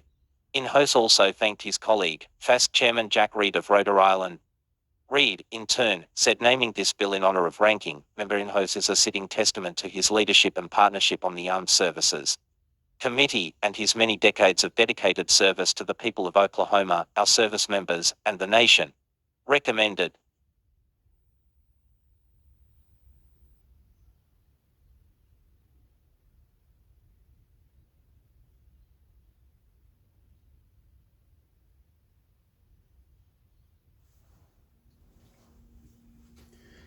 Oh, amigo, fucking the question. Did you hear that? They said that it's shit, man. They were saying that. Just fucking unbelievable, man. God, man. What's God made on disco, man? Disco, man.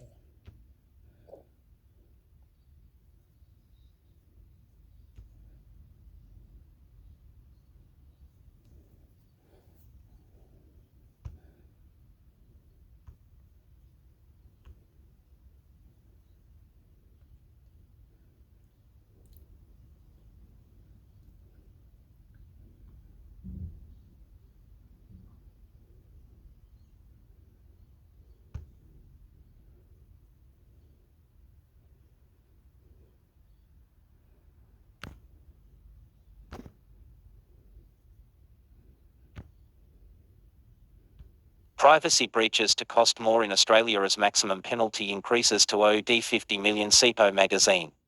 The latest development in Australia's ongoing revision of its dated Privacy Act is Parliament's approval of a major increase in the maximum allowable fine amounts for privacy breaches. Organisations found to be responsible for a data breach now face a maximum penalty of around 50 million. 30% of adjusted annual domestic turnover, or 3 times the value of any benefit obtained through the misuse of the leaked information. Maximum penalty for privacy breaches skyrockets. The prior Privacy Act terms allowed for only a maximum penalty of around $2,220,000, making this a drastic change in Australia's regulatory landscape. The swift and dramatic movement was prompted in no small part by a string of major privacy breaches in the country dating back to September, in which mass amounts of government ID and health information were leaked to the dark web as major organizations were caught lacking in their cybersecurity by ransomware gangs. The Privacy Legislation Amendment Enforcement and Other Measures, Bill 2022, also grants the Australian Information Commissioner (OIC) and the Australian Communications and Media Authority some new powers and abilities as regards notification and resolution of privacy breaches. The OIC must now be furnished with more information, can now more directly intervene in settling cases, and both agencies have increased powers to share information with potentially impacted end users. The new penalties are not immediately in effect. However, updates to the Privacy Act are subject to a review by the Attorney General's Department, which remains ongoing, and the fines will go into effect the day after royal assent is established.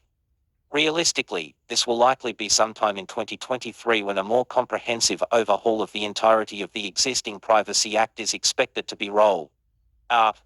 Australian Information Commissioner and Privacy Commissioner Angeline Fawkes said that the changes were also meant to bring Australia's law closer in line with that of Europe's General Data Protection Regulation (GDPR).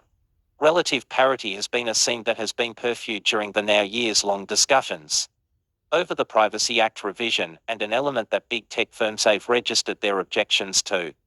Government indicates it will pursue privacy breaches aggressively. One key difference between the GDPR and the ultimate form of the revised Privacy Act will be the Australian national government's ability to act more directly and decisively in cases of privacy breaches caused by negligence.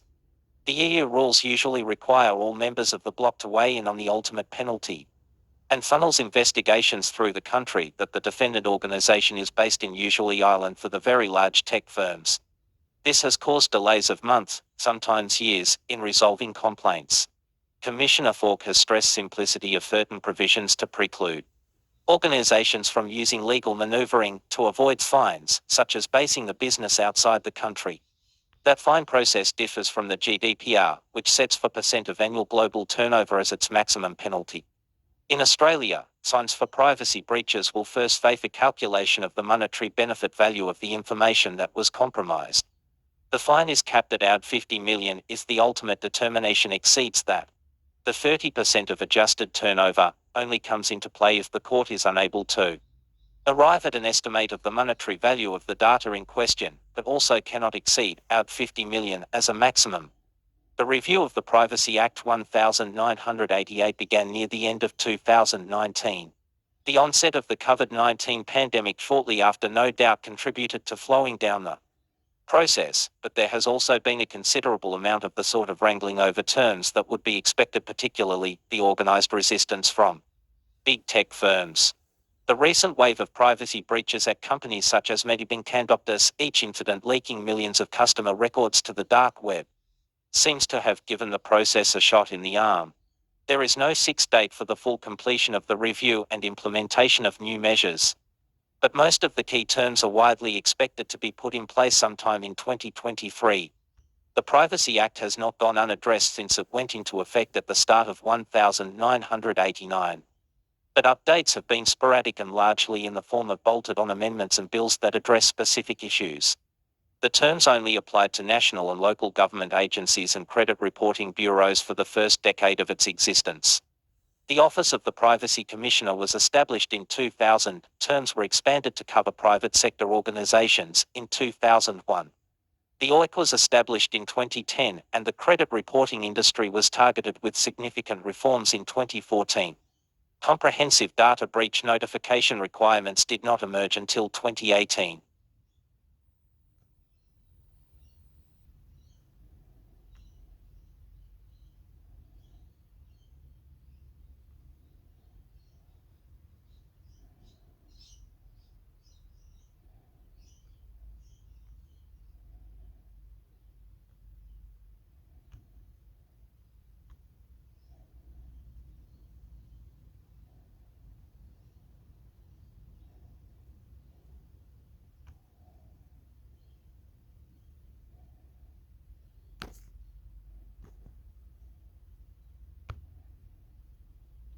Researchers discover schoolyard bully Android malware stealing Facebook logins of 300,000 users, SIPO magazine.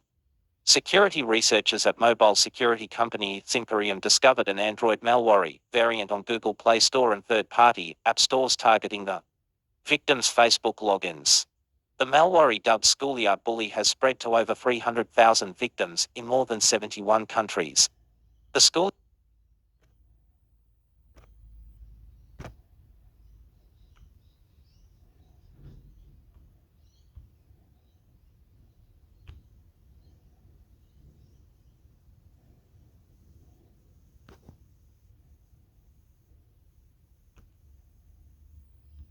Cyber Security Pros, fresh challenges face next generation. Black Hat Events Governance and Risk Management Cybersecurity Pros, fresh challenges face next generation experts, urge them to collaborate. Demand more from vendors. Guide the government Euro and Perfect December 8, 2022. Are we in the business of solving security? Or are we just here for the ride? She also finding a password management solution for your enterprise. So asked a veteran security researcher, Daniel Cuthbert, in a keynote speech at Black Hat Europe 2022 in London on Wednesday. Questions about whether the cybersecurity profession will be the collective master of its own destiny and how this should be achieved have been major themes dominating the Black Hat Europe 2022 conference. In her Thursday keynote speech, Cybersecurity, the Next Generation, Cybersecurity, veteran Jen Ellis said either the profession gets ahead of Cuthbert's question on its own or outside actors will force the question. That's because the explosion in mobility and Internet of Things devices has opened users to new types of harm that are not just virtual, but physical. This changes the stakes and changes how we think about the impacts of cyber risk. In fact, it's so important that governments have responded, said Ellis, who regularly advises governments through her various roles, including as a co-chair of the Ransomware Task Force and advisor to the Cyber Peace Institute and Global Cyber Alliance, among others. The UK government's Department for Culture, Media and Sport in 2018 published a Code of Practice for IoT. It contains 13 basic secure by design principles that urged manufacturers to adopt. Lawmakers have been considering making them a legal requirement. DCMS has also been exploring whether certifications for cybersecurity professionals should become mandatory.